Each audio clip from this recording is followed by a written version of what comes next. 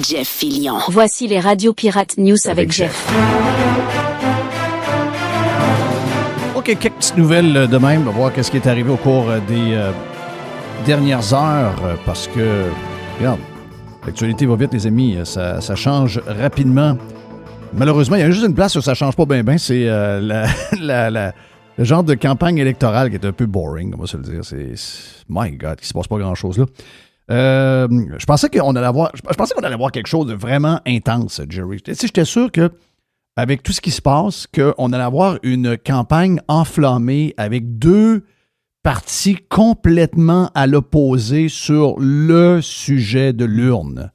Mais ils font tout en leur pouvoir pour pas essayer de parler du sujet.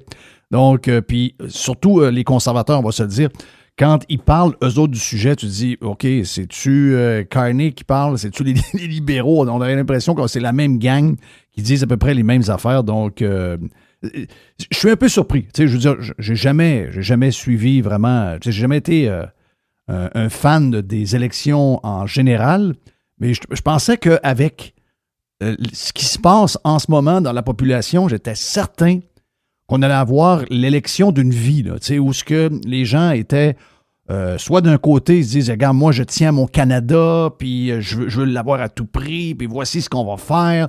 Donc là, il y a un parti qui représente ces gens-là, et l'autre parti de l'autre côté qui, lui, est plus ouvert, puisqu'il se dit, bon, ben écoute, on a des opportunités, puis on va probablement bâtir une alliance avec les États-Unis, on va faire ça de telle manière, on va protéger notre souveraineté, on va faire ça dans les règles de l'art, mais voici notre projet. Puis une fois qu'on va avoir réalisé ça, on va avoir le plus beau, je dirais, la plus belle union de libre-échange au monde, la plus forte, et nous autres, on va être plus fort que n'importe quel, on va être plus fort que l'Europe, on va être plus fort que la Chine, on va être plus fort, point, that's it. Et on aurait pu avoir deux visions, puis là, on aurait pu avoir quelque chose qui brasse un peu, et finalement, on n'a rien de tout ça. Donc, c'est un peu moche. Mais c'est pas les histoires du monsieur Paul Chiang dans Markham qui va faire changer de vote du monde. Là. Oubliez ça. Là. Ben ça, zéro. Là. Ben zéro. Mais c'est ça. C'est une campagne électorale de picossage puis de petites patentes de même. Ben comme ça a toujours été. Là. Ben ça, c'est... Là, il y a un retournement. Les conservateurs, il y avait retournez voir les sondages. J'allais faire un méchant saut. Là. C'est inimaginable. Fin décembre et aujourd'hui, c'est incroyable. Ben, t'as 3 semaines pour bouger. Même si tu chicanerais pour un gars à Markham, puis telle affaire, ça change absolument rien. Ça change rien. Il y a plein d'affaires un peu... Tu sais, comme là, qui est sorti il y a quelques minutes, c'est l'histoire de la loi 96.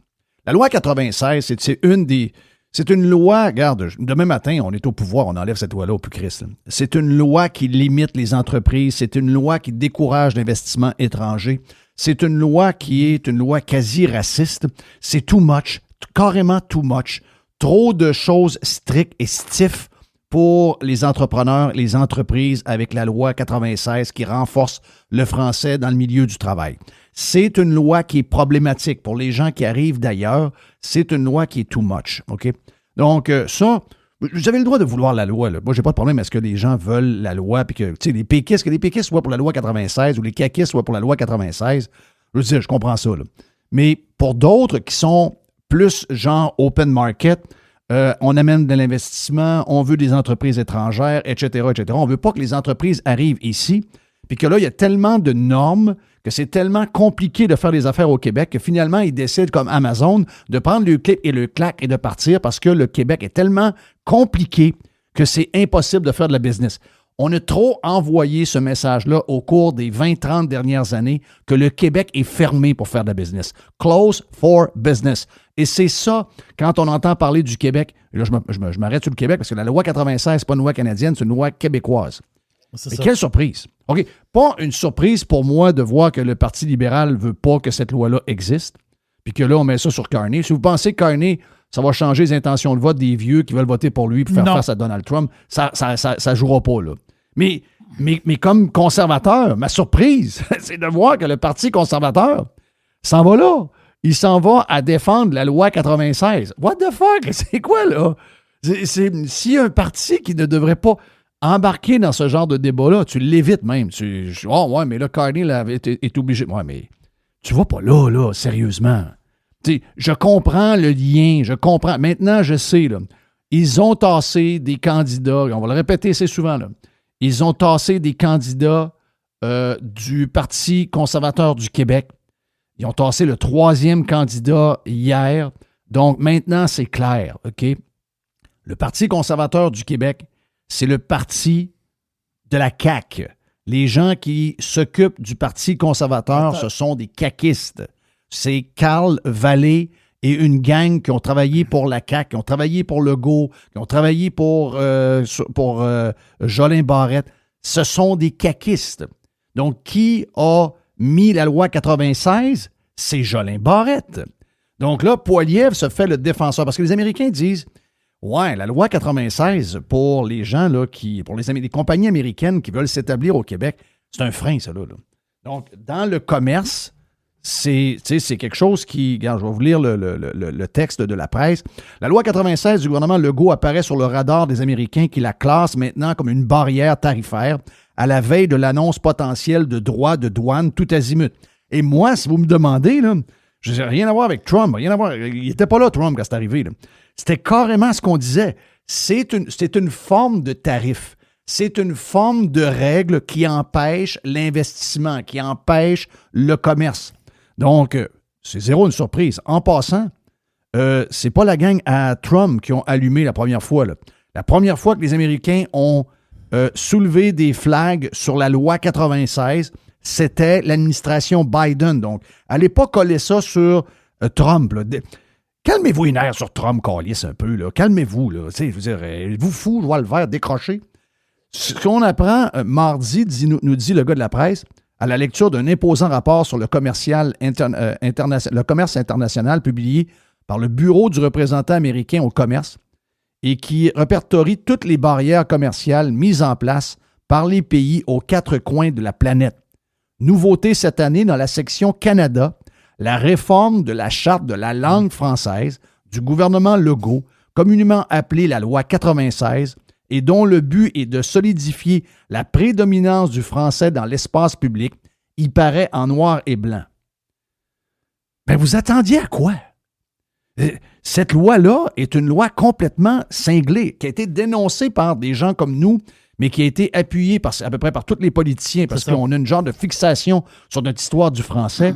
Et alors que si on avait vraiment une fixation pour de vrai du français, on aurait fait des enfants, là. Mais là, on essaie de se protéger de ce qui est en train de se passer, c'est-à-dire que notre pays est envahi de gens de partout à travers le monde, puis que les gens amènent leur culture, ils amènent leur religion, ils amènent leur langue, etc., etc. Puis même si on donne une prédominance à l'immigration francophone au Québec, ça déborde de partout. Et vous allez à Montréal, puis ça parle toutes sortes de langues, puis le français n'est plus là. Donc là, il y a eu une panique. Comment on fait? On va booster la loi 101 avec une nouvelle loi qui est la loi 96, et on va commencer à écœurer les employeurs, entre autres, puis les compagnies étrangères qui arrivent. Les logiciels, on peut même plus s'échanger. On peut même plus envoyer de email en anglais. Non, c'est tout un bordel. Oui, c'est un bordel. C'est de la crise de folie, la loi 96.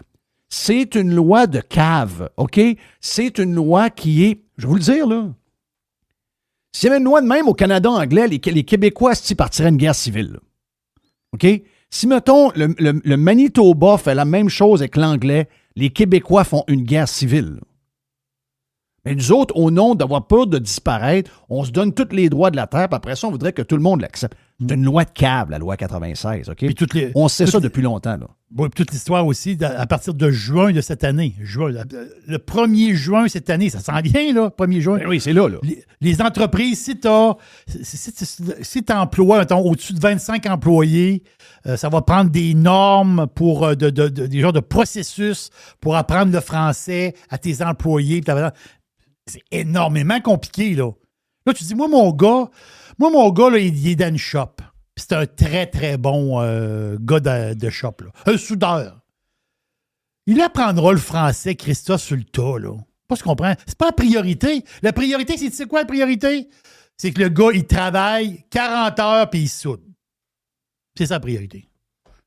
En ce moment, c'est ça ma priorité, là.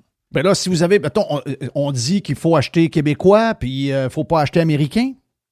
Mais les gars qui ont des serres avec des tomates, Oui.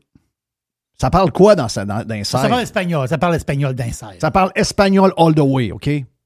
Puis souvent, c'est des travailleurs étrangers qui sont non permanents. Donc, souvent, il y a un roulement de ça. Ah, ben là, il y en a un qui ne revient pas, il va emmener son cousin, etc., etc. Là, il va falloir que ces gens-là parlent en français sur place. Voilà. Ça Il parle des il va y avoir des certifications. examens, puis il va falloir qu'il y ait... Voilà. Vous allez vous ramasser avec quoi? Vous allez vous ramasser avec des serres fermées, avec plus une crise de tomates dedans, puis des tomates qui arrivent de l'Ontario et au pire de la Californie, imagine-toi donc. Hey, des tomates de Trump, jamais, j'arrêterai des tomates de Trump, jamais, jamais, jamais. La loi 96, à mes yeux, à moi, écoute, je ne suis pas un anti-francophone. Je comprends qu'on doit garder notre langue, puis je comprends que c'est ce qui fait notre différence, puis ça nous met une couleur, puis regarde, j'ai rien contre ça, là. Mais la loi 96, c'est une loi de maniaque, OK? C'est une loi raciste. C'est une loi qui va nous nuire au lieu de nous aider. C'est une loi qui va repousser le commerce. C'est une loi qui va repousser des investissements. Il n'y a pas juste l'histoire de... dans Amazon, il n'y a pas juste l'histoire de la CSN. Ce qu'on m'a poussé comme info, c'est qu'à l'intérieur, il y a un esti de bug avec toute la patente de la loi 96. Qui vous pensez qui travaille dans les entrepôts d'Amazon? Oui. Qui pensez qui travaille dans les camions de livraison d'Amazon? C'est qui? Les immigrants. Les immigrants. Pensez-vous qu'ils parlent tous français, ce gang-là? Non. Ils parlent zéro français. OK? Donc, compliqué, affaire qui n'est pas faisable, fuck, on s'en va. C'est ça qui est arrivé. OK? Pas juste la CSN là-dedans. Il n'y a pas juste une histoire de syndicat là-dedans. La loi 96, c'est une loi qui bloque l'investissement, qui empêche les compagnies étrangères de venir. C'est une loi qui, si elle était faite ailleurs, pour nous empêcher, nous, d'aller ailleurs, qu'on condamnerait, ben, nous, on l'a fait au nom de « on fait pitié, on est petit, on est sur le bord de disparaître, etc., etc. » Et surprise, sérieusement, surprise. J'en viens pas encore. Qui c'est qui défend ça? Pierre Poilievre. Pourquoi? Parce que Carney a dit qu'il n'allait pas appuyer cette loi-là puis qu'il allait l'amener à la Cour suprême. Donc lui, avec l'aide de ses conseillers du Québec, qui sont des anciens de la CAQ, c'est toute la gang de la CAQ qui s'occupe de la campagne électorale des conservateurs au Québec, eh bien, on a décidé de jouer la carte québécoise puis de se tenir devant les Américains en disant « Les Américains n'ont pas à décider de nos lois, etc., etc. » Ben non, Chris, c'est pas ce qu'il dit. Il dit qu'il va comptabiliser dans ses tarifs. Tu dealeras avec. Si tu veux, tu auras à dealer avec dans la négociation. Puis premièrement, tu n'as pas à dealer ça là. Premièrement, tu n'es pas encore premier ministre. Je veux dire, c'est pas ça le but. Le but, c'est de convaincre les Québécois d'aller voter pour le Parti conservateur, surtout les vieux. Moi, je me dis de quoi, là, passer par la loi 96, je ne suis pas certain que c'est une bonne idée. 3/4 du monde n'a aucune crise d'idée c'est quoi la loi 96. Et c'est un des problèmes. Un des problèmes de bien des affaires qui se passent au Québec, c'est que les gens s'intéressent à rien. Les gens savent rien. À un moment donné, ils se disent, ben ouais, je ne sais pas trop c'est quoi. Là, à un moment donné, ils voient l'entreprise au coin de la rue qui ferme, savent qu'il y a 200 jobs qui sont perdus, des gens qui connaissent d'ailleurs, puis ils se disent, hein, comment ça qu'ils ont... Ah, les études américains sales, ils ont fermé un shop et sont partis ailleurs. Sans se poser la question pourquoi. Il va falloir commencer à se poser ces questions-là. Mais qu'est-ce que Pierre Poilievre, encore une fois, j'en viens pas. Pierre Poilievre, qu'est-ce qu'il fait là? J'étais certain, quand je te disais au début, que j'avais l'impression que cette campagne-là allait être la meilleure campagne fédérale de l'histoire. Qu'on allait avoir deux visions. Une vision différente du Canada du futur qui va bâtir le vrai libre-échange entre les Américains et les Canadiens, qui va bâtir la plus grosse force économique du monde. Oui, on a peut-être à dropper notre dollar canadien. Oui, on a peut-être à dropper même notre frontière physique pour faire un bouclier alentour. So what? OK? Mais de s'assurer qu'on allait avoir pour les 100 prochaines années du vrai commerce en tous les États américains et les provinces canadiennes, et en toutes les provinces canadiennes entre elles également, sans friction, sans règles, sans tarifs. Et on aurait la zone économique la plus puissante au monde devant l'Europe et devant la Chine. J'étais certain qu'on allait avoir deux visions de ça. Une vision de ceux qui nous ont amenés où on est là, c'est-à-dire les libéraux, et la vision moderne à la Kevin O'Leary des conservateurs. Eh bien, Chris, à chaque fois qu'il y a un tweet, je me dis, ben voyons, on dirait le Parti libéral. On dirait que le tweet a été écrit par le Parti libéral du Canada. Non, non, c'est les conservateurs. Wow!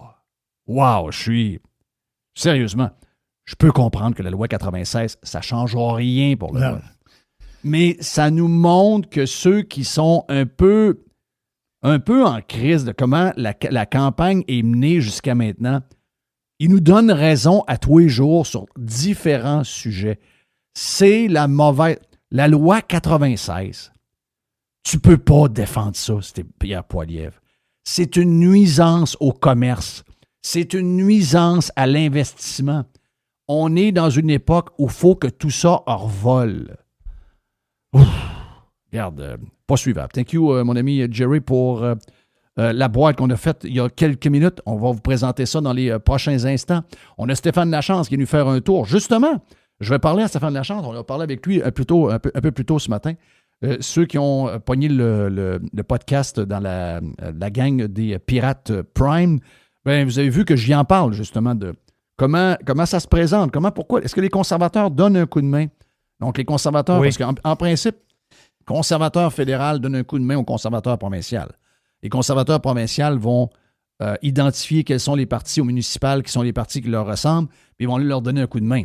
Mais rien de ça arrive. La preuve, c'est que le Parti conservateur fédéral est avec la CAQ. Et il n'est pas avec le Parti conservateur du Québec. Il n'a jamais été. Ils n'ont jamais donné un coup de main au Parti conservateur du Québec. Mais la gang qui sont derrière toutes les communications, tout ce que vous voyez, c'est pas Poilievre qui écrit ces tweets, là. C'est pas Poilievre qui écrit ces tweets. Quand c'est des tweets spécifiques au Québec, c'est une gang de Québec. C'est pas Paulus, c'est pas écrit. Donc, quand c'est bien écrit de même, c'est parce qu'il y a quelqu'un dans l'équipe qui fait ça. Et ce qu'on me dit, c'est une gang de caquistes, là. C'est une gang de caquistes qui est derrière toute la campagne québécoise de Pierre Poilievre. Donc, voilà pour... ça devait être des petites Radio Pirate News. J'avais 2-3 sujets, mais je vois le temps passer. Anyway, on a beaucoup de podcasts à venir. Stéphane Bruyère va être également avec nous un peu plus tard.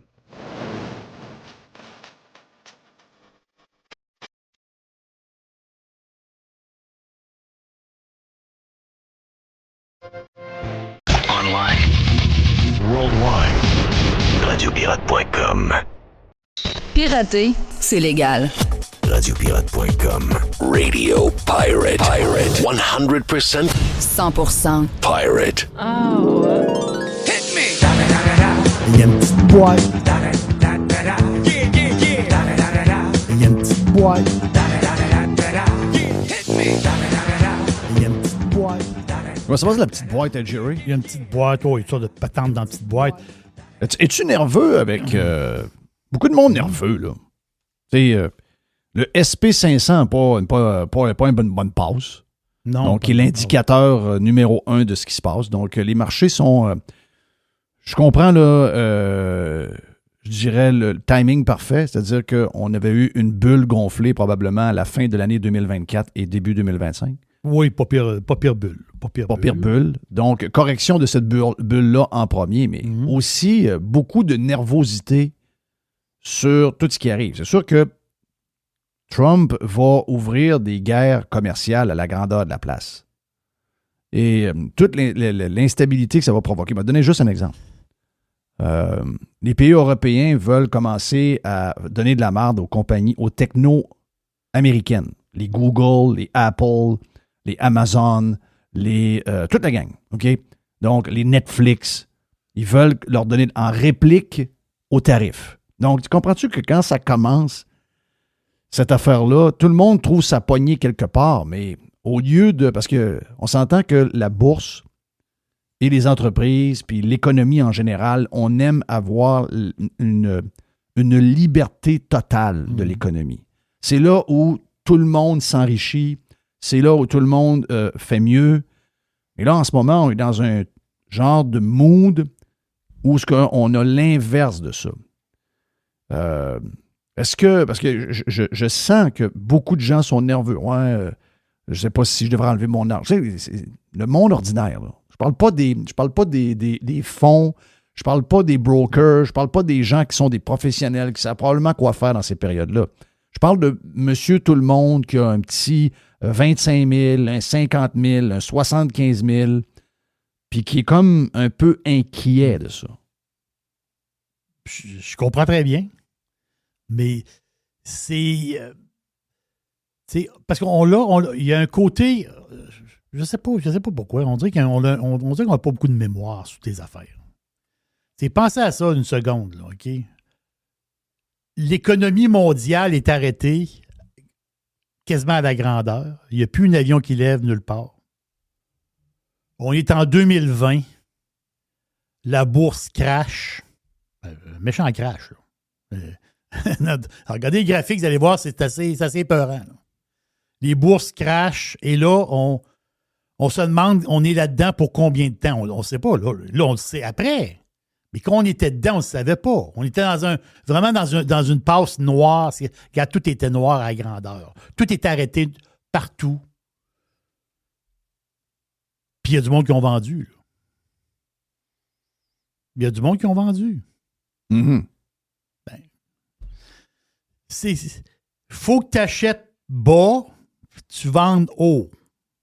Là, c'est rendu, Christophe, que tu vends bas, puis tu achètes haut. Ben, c'est ton problème. En ce moment, si tu as du stock à la bourse, bon, je ne dis pas de faire un petit ménage de portefeuille et des affaires que tu n'aimes plus. Là. Juste vous dire que le gros Dow Jones, là, c'est pour te dire ce que tu dis là. Il était à 42 000, Dow Jones. Là. Le 41 700, mais le Dow Jones, en 1995, t'es où, toi? En 95, j'étais à Québec ici. Là. J'ai deux enfants. OK. En 1995, pas longtemps, là. 1995, c'est là où je prépare l'aventure de Radio X à ce moment-là. Mm-hmm. Et après ça, ben, on s'est amusé pas mal. Mais c'est pas bien vieux, là. Qu'est-ce qui jouait à ce moment-là? Zombie des Cranberries. Oh oui. OK? Je vais vous sortir un paquet de tunes là, qui jouaient. On commençait à découvrir les Foo Fighters. Mm-hmm. Pas bien loin, ça, là. On parle pas des Beatles, là. On n'est pas sur Elvis, là. On n'est pas sur les Beach Boys. On est avec Dave Grohl et les Foo Fighters. C'est hier, là. Il était à combien, le Dow Jones, en 1995? Il était pas haut. Il était à 3000. Oui, c'est ça. Dans ma tête, c'est à 5000, là, mais il était à 3000. C'est exactement ça. Il était à 3000. À matin, il était à 42 000. Mm-hmm. Puis pendant la COVID, je vais vous dire une affaire. Si je ne me trompe pas, il a baissé à 20 000. Il a baissé à 20 000. Là, il vaut le double. Puis je peux vous dire que pendant la crise de 2008, il a baissé en bas de 10 000. Mm-hmm. Vends-les ton stock. Qu'est-ce que tu veux qu'on dise? C'est-à-dire, vends-les tes affaires. Moi, j'ai dit à quelqu'un hier, j'ai dit, short-les. Si tu es inquiète de Trump, short le marché. Non, voilà. Exactement. Short le marché. Ça prend de l'argent un peu. Mais si tu as de l'argent, si tu as le capital, short le marché. Ça, c'est sûr. Mm-hmm. Et c'est ce qui se passe présentement. Là. Il y a du monde qui short le marché. Il y en a qui ont shorté Tesla à 218 piastres. Ils ne sont pas contents de voir que Tesla a vendu beaucoup de chars en Espagne le mois de mars passé. Là. Le mois de mars qui vient de finir là. Mm-hmm. Ils ont des très bons résultats en Espagne, by the way, Tesla. Et là, Tesla, aujourd'hui, le marché est rouge. Là.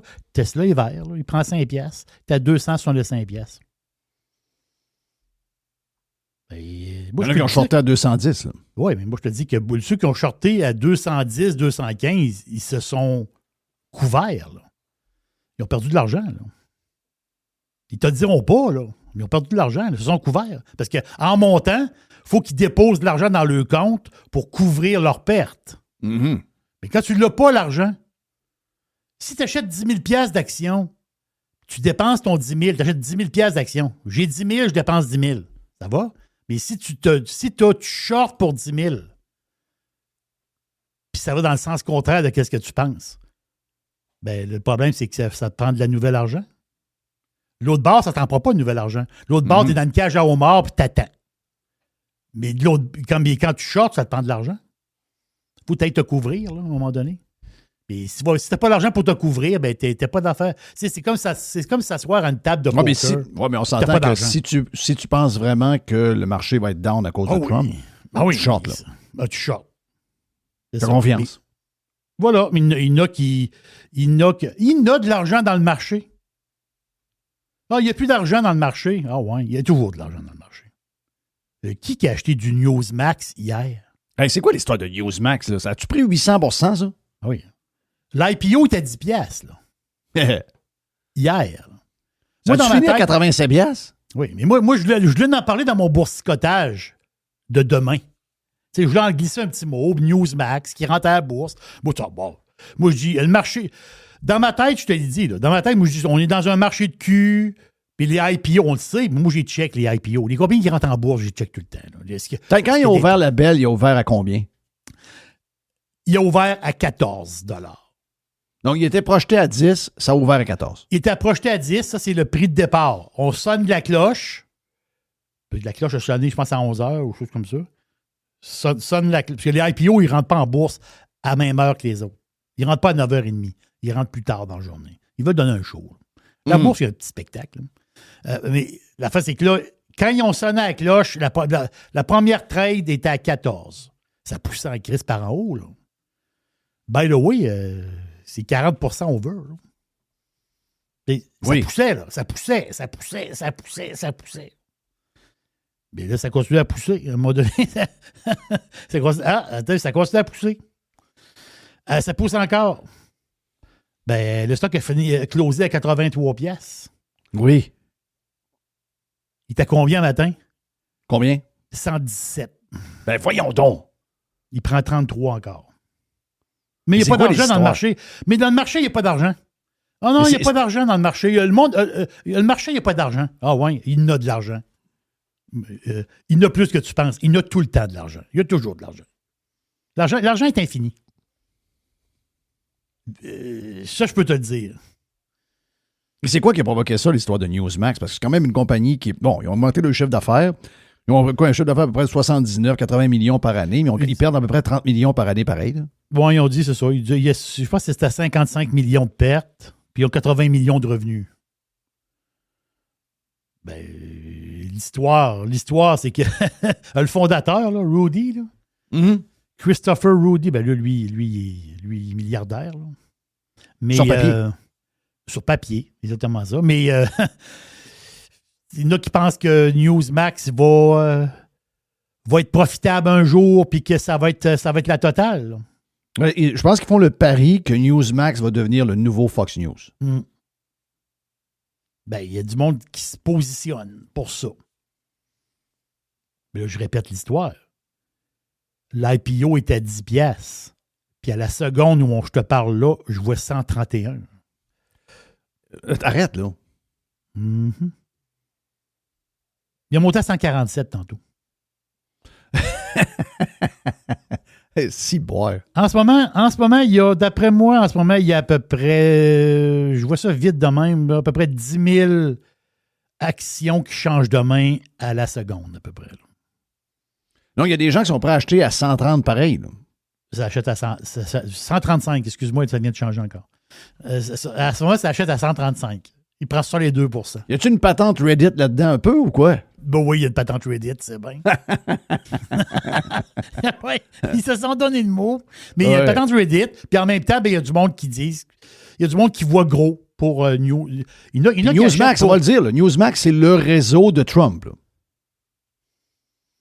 Trump, s'il a priorisé une place pour faire une entrevue, je comprends qu'il fait beaucoup à Fox parce qu'il y a une couple de... Tu sais, Brett, c'est son chum de golf. Il y a une couple de personnes avec qui il est à l'aise. Mais il y a eu des petits accrochages avec quelques personnalités de Fox News dans les dernières années. Et depuis ce temps-là, ben, Trump est très généreux. Tu sais, Newsmax, c'est un peu le Truth Social versus X. Oui, c'est ça. Tu sais, Newsmax envers Fox. Tu sais, il dit, gars, Fox est en train, tranquillement, pas vite, de plus avoir de couilles. Puis nous autres, on va de plus en plus celui qui est le vrai de vrai réseau de nouvelles conservateurs pro-Trump. C'est ça, patente? C'est ça. Puis, faut le dire aussi, dans l'effet présentement, c'est l'effet aussi des traders. Dans le sens que les day traders, ça lui prend une place par les jouets tous les jours. C'est ça. Eux autres, le prend un carré de sable. Oh ouais, c'est probablement les autres sont dedans. Là. Pour se comprendre, tu sais, le gars n'achète le stock est à 135$, le gars n'achète 1000. Tu vas dire, hey, il peut pas, oui, il n'achète 1000. Le gars n'achète 1000. Mais dans 30 secondes, il les a plus. Là. On va pas patente, là. Tu sais, ça attire aussi les day traders qui viennent s'amuser. Les day traders, c'est-tu un peu comme un genre de show de chaise musicale? La musique joue, puis à un moment donné, ça arrête de me jouer. Il faut que tout le monde ait des chaises. Si tu veux renflouer ton cash. Parce que ça se peut que quand la musique joue, tu sois à 115. Quand la musique arrête. Oui. Ça se peut que tu aies acheté pour 1000 actions à 135, tu es un day trader. Puis ça se peut que la musique joue, tu penses que, oh, elle va valoir 140, on va vendre. Puis là, finalement, boum, boum, boum, boum, boum, boum. Et la musique arrête, tu finis à 115. Ce qui est dur dans le day trading, c'est d'être dans un marché assez bearish comme on est présentement. Le marché est assez plate. Fait que si tu te casses la gueule sur Newsmax, 2-3 fois dans la journée, puis tu as perdu 20 000, bien là, l'affaire, c'est qu'il n'y a pas d'autres carrés de sable à aller t'amuser. Et là, l'histoire. Là, tu es comme fourré. Là. Parce que le vrai day traders, puis ça, c'est la règle numéro 1 du day trading. À 4 heures, tu n'es plus actionnaire. Tu dors pas avec des actions. Parce que tu peux te faire fourrer. S'il arrive une nouvelle dans la soirée, quelque chose, le lendemain matin, tu vas te faire crosser. La nouvelle, il faut que tu l'ailles devant toi. Là. Tout ce que tu as, c'est devant toi. Donc, si tu finis ta journée, tu as perdu de l'argent, là, tu te dis, chérie, à soir, tu soupes avec ta femme, puis elle dit, ça a-tu bien été aujourd'hui, chérie? On a perdu 12 000, mon amour. Demain, on va repartir. On va s'en prendre demain. C'est ça, là. Ce qui compte, c'est qu'à la fin du mois, il en reste. Mais... ça veut dire... moi, j'en ai fait un peu de day trading pendant peut-être 3 ans à peu près de ma vie. J'ai fait du day trading. Donc, je faisais des sessions. Je n'en faisais pas tous les jours, mais je faisais des sessions de day trading. Je m'assoyais, j'avais mes 2 écrans d'ordinateur et je tradais. Et je me suis aperçu que le temps... je n'étais pas si pire que ça, quand même. Pas si pire, mais beaucoup de brassage pour... pas beaucoup d'argent. Ça veut dire pas beaucoup de profit. Beaucoup de stress pour pas beaucoup d'argent. C'est ça, mais j'étais dans le vert. Moi, j'étais profitable. Day trading, j'étais profitable. Je parle des trading des stocks à la bourse. Par rapport à le trading de monnaie, j'étais en dessous. Ça a duré une semaine. Mais le day trading d'actions, j'étais pas pire. Puis dans le temps aussi, la face, c'est que les plateformes étaient moins évoluées qu'aujourd'hui. Puis il y a du monde qui avait il y avait des plateformes plus vite que d'autres. Moi, j'en avais une bonne plateforme. Fait que ça veut dire je suis bien organisé. Là. Mais c'est ça, là. En ce moment, Newsmax, là, tu dis, est-ce que c'est le temps d'acheter l'action là? Il est à 135$. Oui. Je sais pas ça, là. Non, je sais pas ça, là. Vous allez faire brûler, là. Il est trop tard. Il est trop tard. Je ne sais pas dans plus tard, mais en ce moment... Il fallait être là hier matin, d'après moi. Il fallait être là hier matin. Il fallait embarquer dans la patente hier matin, sauf que c'est dur de fait ça dans la journée. Parce que là, Christophe, si tu rentres dans le matin, mettons, je sais pas moi, à 20$. Puis là, tu es allé dîner avec ta blonde, puis tu as fait des commissions, tu regardes ton téléphone, et ta barouette est à 64$, tu fais quoi? Ben, il y a pas mal de monde qui ont vendu, là. Aussi, là. Il y a beaucoup de monde. Le monde qui l'a acheté. Pas tout le monde qui l'a acheté à 14 puis qui sont réveillés un matin avec une patente à 140$. Oui. Ben, eux autres, ça se peut bien qu'ils s'en aillent. Là. Tu dis, il reste dedans pour le futur. Mon futur, c'est maintenant. Oui, exact. Mais ça, c'est. On l'a la preuve. Puis ça, moi, j'ai jamais acheté cette histoire-là. Que le marché en ce moment, moi, c'est tough. Il n'y a pas beaucoup d'acheteurs. Il n'y a pas d'argent. Non. Ne dites pas ça. Là. De l'argent, il y en a tout le temps. Il y a tout le temps de l'argent. Ça se fend le cœur pour acheter du Tesla présentement. Il y en a de l'argent. Inquiétez-vous pas. On entend moins parler de Tesla un peu. Oui, ben c'est une bonne affaire. Ben, je sais pas si tu as vu l'histoire du gars qui a mis une espèce de bombe incendiaire dans un concessionnaire Tesla. Mhm. Là, c'est Pam Bondi qui s'occupe de son cas. Là. Oui. Quand Pam s'occupe de toi, c'est toujours une mauvaise nouvelle. T'es dans la marde, hein? Hey, Chris! Alors, moi, non, faut pas que Pam s'occupe de toi. Faut qu'elle s'occupe d'autres personnes, pas de toi. Parce que là, lui, il va être accusé comme un terroriste. Là. Tu sais, c'est drôle, on met une bombe incendiaire dans un garage Tesla. Moi, j'aime pas Musk, puis la patente. Ouais, On écoute Pam Bondi. I've made it clear if you take part in the wave of domestic terrorism against Tesla properties, we will find you, arrest you, and put you behind bars. Today, I'm proud to announce that the Department of Justice has unsealed federal charges against another Tesla attacker. We've charged Cooper Frederick in the firebombing of a Tesla dealership that occurred on March 7th in Loveland, Colorado. All of these cases are a serious threat to public safety. Therefore, there will be no negotiating. We are seeking 20 years in prison. The crime was committed in Colorado, and thanks to the great investigative work by the FBI, the defendant was arrested in Plano, Texas. Let this be a warning. You can run, but you cannot hide. Justice is coming. Tu veux pas l'avoir d'impact, elle. Tu veux pas l'avoir d'impact. Pam. Pense à ça, là. Tu te ramasses en dedans, OK, pour 20 ans, je sais pas trop, là, terroriste, la patente. Puis là, il y a un gars en dedans, il dit « Ouais, t'as fait quoi, toi? » Ben moi, j'ai envoyé une bombe incendiaire d'un concessionnaire Tesla. Alors, le gars va se faire battre. Christophe. Le gars va se faire battre. Il va dire, voyons, t'as pas la... Tu sais que t'es venu ici en étant cave de même, toi. Oui, c'est ça. Son co-chambreur, il a une gorgée 4. Oui.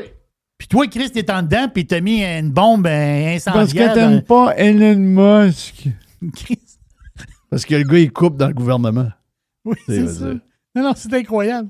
C'est incroyable. Non, c'est incroyable. Mais tout est permis. Non, pas tout est permis. Tout était permis. Oui, c'est fini. Là, c'est fini, là. À un moment donné, terminé. Tout est permis. Oh, c'est pas grave. Oh, c'est des manifestants. Non, t'es pas un manifestant. T'es un terroriste. Exact. Oups, c'est pas le même mot, là. C'est pas le même mot. Ça va mal finir. On a glissé un petit mot vite hier. L'histoire de Marine Le Pen en France. Là. Marine Le Pen. Qui a été condamnée. Puis là, l'histoire, elle ne pourra pas se présenter dans les 5 prochaines années. Donc, elle ne pourra pas se présenter. Là, elle va en appel de la décision. Donc, l'histoire, c'est qu'il aurait pris de l'argent. Il aurait payé des assistants pour le parti. Donc, c'est un montant d'argent. Ils disent 2,3 millions. 2,9 millions d'euros. Donc, puis elle, Marine Le Pen, a dit, ça n'a pas rapport. Là. Elle dit, c'est une patente administrative, elle dit, on aurait réglé ça sur le coin d'une table. Là. Mais là, eux autres, ils n'ont profité pour pouvoir... Eux autres, il fallait qu'ils mordent dans quelque chose pour pouvoir la tasser. Ils ont réussi à trouver quelque chose pour pouvoir la tasser. Bon. Est-ce que tu veux écouter ce qu'elle a expliqué? Ben oui. On a 1 minute, je pense, 1 minute 20. Si vous êtes condamné définitivement et que vous ne pouvez pas vous présenter, est-ce que vous en appelleriez au chef de l'État qui a le droit de grâce? Non. Et en matière pénale, même en correctionnelle, non. La grâce peut s'appliquer. Il n'y a pas d'obstacle constitutionnel. Mais non, la grâce, elle s'applique sur une décision définitive. Oui. Permettez-moi de vous dire que nous n'en sommes pas là et que je crois beaucoup en la capacité d'une cour d'appel à analyser avec neutralité ce dossier pour constater qu'en réalité, nous n'avions rien à nous reprocher, que nous n'avons une fois de plus absolument commis aucun enrichissement personnel, que cette affaire aurait dû rester en réalité au niveau du désaccord administratif dont je vous parlais entre le Parlement européen et les élus. D'ailleurs, les règles étaient si claires, M. Boulot, que comme par hasard, toute l'opposition se fait reprocher la même chose. M. Bayrou, qui était à l'époque dans l'opposition, nous-mêmes, qui sommes dans l'opposition, et M. Mélenchon, qui était dans l'opposition. Décidément, il ne fait pas bon être dans l'opposition dans notre pays, semble-t-il. Cette condamnation ne signifie aucunement à vos yeux votre retrait de la vie politique. Mais en aucune manière, en aucune façon. Je veux dire, encore une fois, ce sont les électeurs qui, dans une démocratie, décident. Et moi, je viens leur dire ce soir, ne vous inquiétez pas, je ne suis pas démoralisé, je suis comme vous, scandalisé, je suis comme vous, indigné, mais cette indignation, ce sentiment d'injustice est un moteur peut-être supplémentaire au combat que je mène pour eux. Donc, voilà, Marine Le Pen. C'est ça. Mais elle va, c'est ça. Elle va aller en appel, puis elle va essayer de se démerder avec ça. Mais moi, je pense qu'elle va perdre en appel. Je dis ça de même. Moi, je dis qu'il y a une vendetta contre elle. Là. Mais. Ils ont essayé sur Trump, faut pas que tu oublies. Là. Non, je sais qu'ils ont essayé. Ils ont tout essayé sur Trump. Là. Ils ont tout essayé. Tout essayé. Mais l'affaire, c'est que il y a quelque chose qui est agaçant aussi pour ceux qui veulent éliminer Le Pen. Ça fait ça. Si ça marche. Mais il y a une affaire qui fait pas trop leur affaire depuis hier. Mais depuis hier après-midi, en fin de compte. Ben, heure de France, là. C'est qu'ils ont fait un autre sondage. Puis ils sont vite, ces sondages, les Français. Là. Ils font beaucoup, beaucoup de sondages. Ils sont dans les sondages continuellement. Elle, Le Pen, elle a un dauphin. Il y a un gars. Il s'appelle Jordan Bardella. Bardella, grand gars. Gars qui paraît bien. Regarde, il y a tout, là. Mais la face, c'est que Bardella, il a 29 ans. Puis elle, Marine Le Pen, c'est elle la bosse, là. Elle dit, elle adore Bardella. Ils s'entendent très, très bien ensemble. Sauf qu'elle dit, pour elle, Bardella, c'est un gars qui n'a pas beaucoup d'expérience. Puis c'est vrai que le gars, il n'a pas une tonne d'expérience. Il a 29 ans. Il va avoir 30 ans, je pense, en septembre. Il a le même âge que ma fille, exactement. Bardella. Mais il y a le sondage qui est sorti, il est à 36 % dans les sondages. Oups, OK, c'était pas prévu, ça. OK, l'espèce de culte Le Pen, telle affaire, ouais, mais là, si on met Bardella, il est à combien? Il est à 36. Oups, ça fourre la patente. Oh non. OK, là, si on ne l'avait pas venu. OK, s'il aurait été à 28, ça faisait l'affaire. Mais là, à 36, ça fait moins l'affaire. Ça fait beaucoup moins l'affaire. Puis l'affaire aussi, c'est que par en dessous, ça, c'est de la pure politique. Là. On la connaît, la Madame Le Pen. On connaît son style. Là. OK? Mais elle, Bardella, elle l'aime beaucoup. Il dit c'est l'avenir du parti, puis telle affaire, parce que c'est plus le Front National, c'est le Rassemblement National qui ont changé de nom. Mais il y a une twist. Il y a une twist que pas beaucoup de monde parle. Très peu de monde parle. C'est que Le Pen, elle a fait sa carrière politique. Elle, un jour, elle va être présidente. C'est normal. C'est la troisième. Elle s'est présentée 3 fois. 2 fois ou 3 fois. Elle va être présidente. Mais elle a ses idées. Mais il y a une chose, elle est 100%, elle puis Bardella, ils ont 100% les mêmes idées et le même but. Ils sont dans le même parti. Mais il y a une chose de différente, les deux. Bardella, c'est un pro-américain. Mais pas Le Pen. Oh! Oui. C'est Bardella. Bardella, c'est...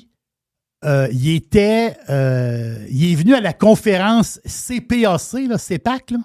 C'est une rencontre des conservateurs qu'il y a eu en février là, aux États-Unis.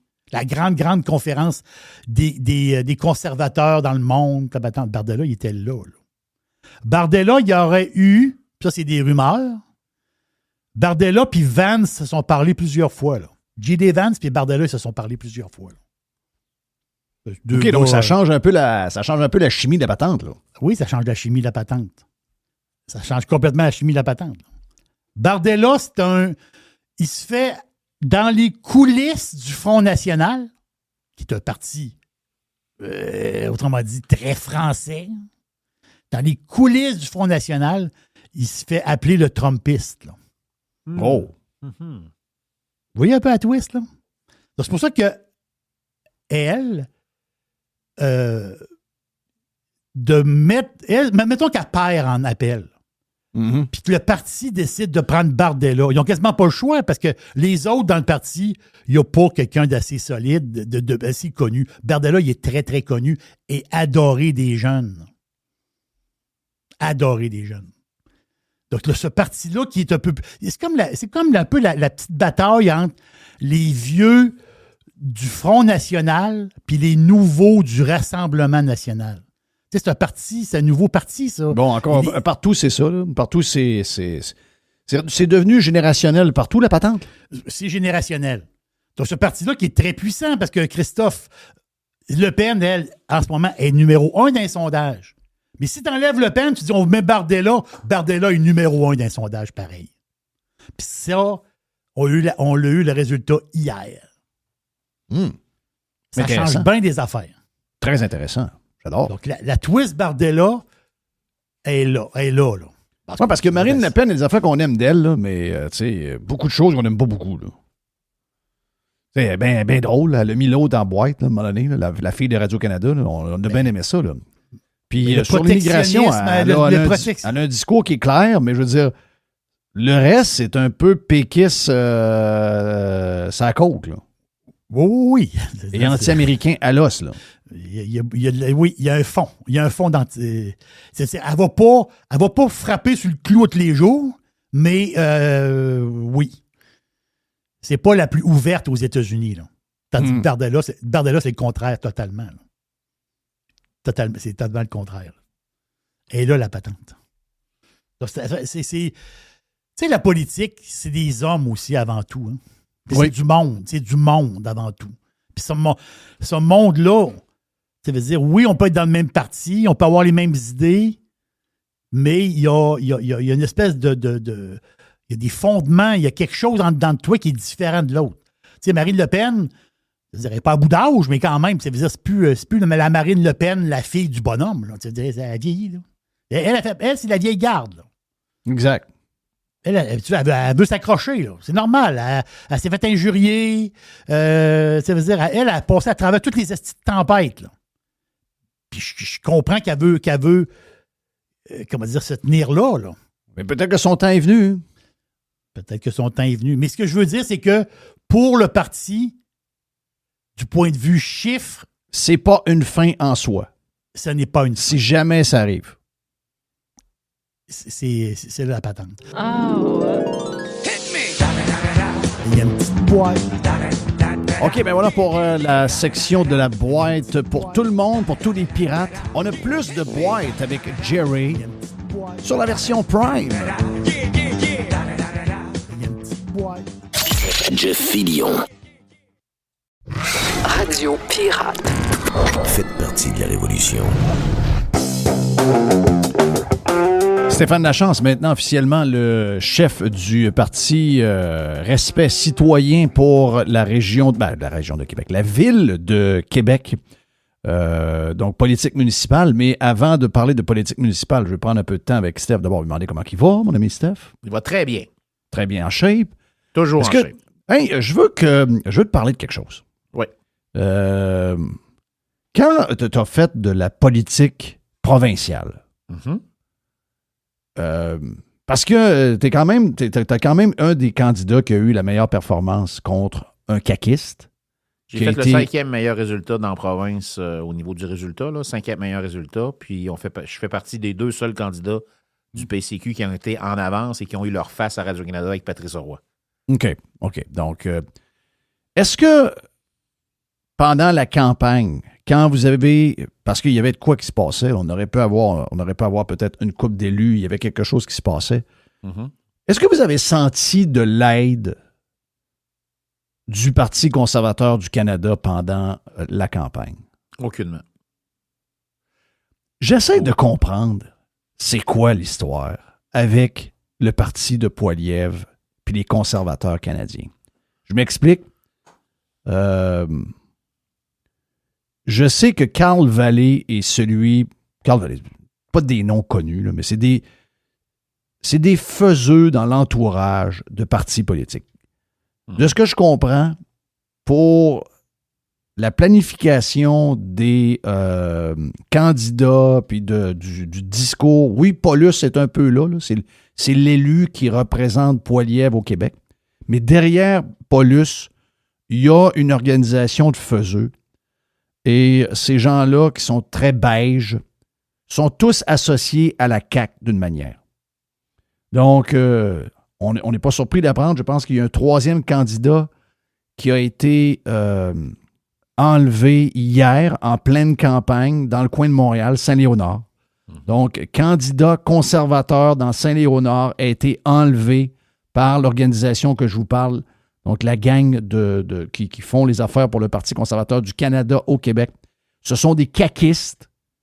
Je vois Éric Duhem qui écrit beaucoup de bonnes choses sur Poilievre et sur le Parti conservateur, donne des coups sur Carney, mais le retour n'arrive pas. Le retour de l'ascenseur n'arrive pas.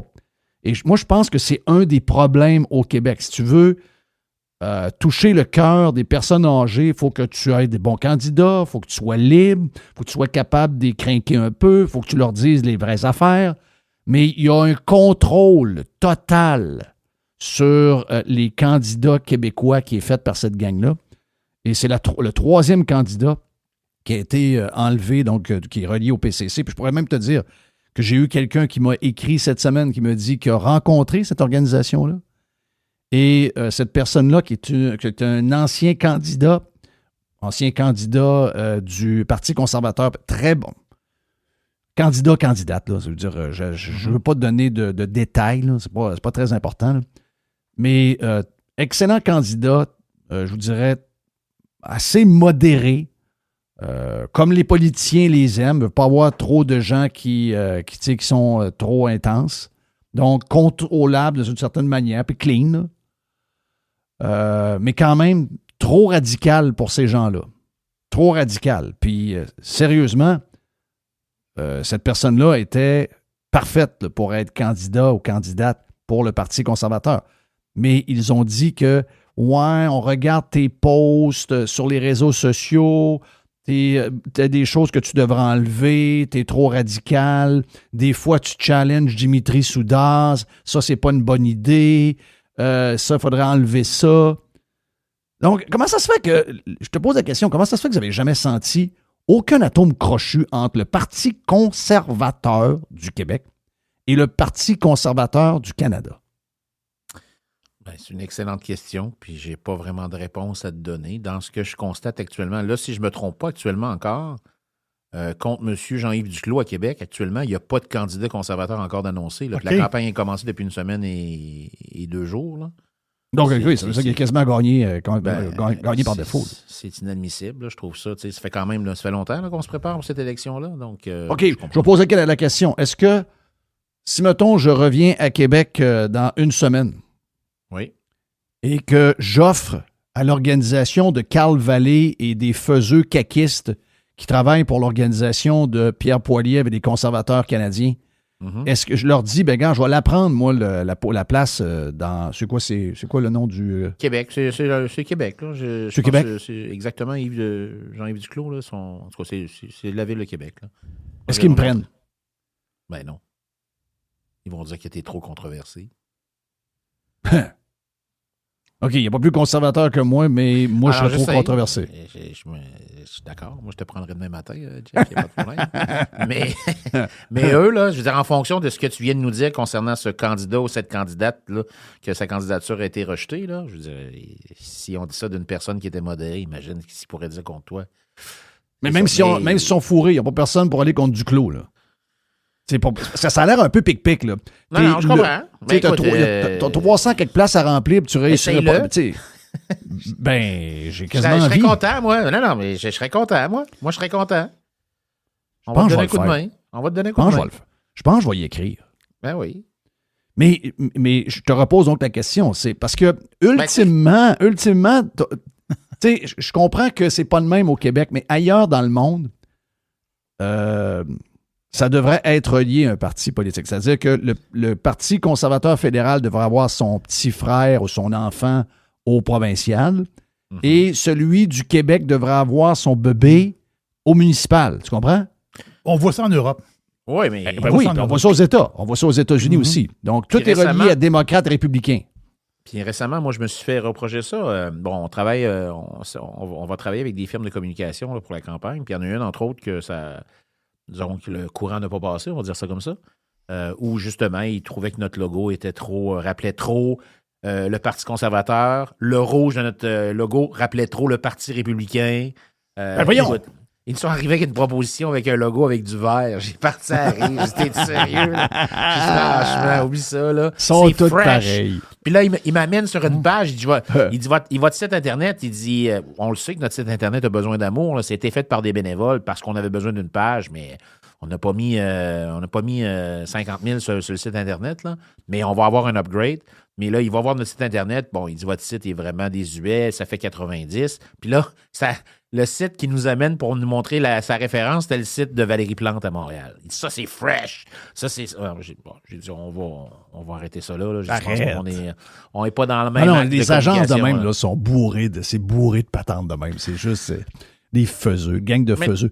Mais si je reviens à mon affaire, c'est que pour moi, respect citoyen, c'est ultimement, tu devrais être relié au Parti conservateur du Québec. Bien, ce que j'ai dit, d'ailleurs, il y a une personne là, récemment sur la page Facebook de Respect citoyen qui m'a reproché, elle dit « J'aime bien les idées de respect citoyen, mais le fait que Stéphane Lachance ait été un ancien candidat du PCQ, ça me refroidit. » Bon, puis, fait que j'ai répondu à la dame, j'ai dit, écoutez, je ne renierai pas mes origines, j'ai été candidat et je suis de tendance conservatrice. Par contre, on a des gens dans notre groupe qui sont membres avec nous, qui sont des péquistes, on en a de tous les horizons, proprement dit, mais on va pas renier, puis autant non, mais présentement... mais ton fonds de commerce, Oh, tes oui. idées, ce que tu représentes, C'est c'est des patentes plus conservatrices. Ça C'est s'est pas ça, rendu compte de ça, là.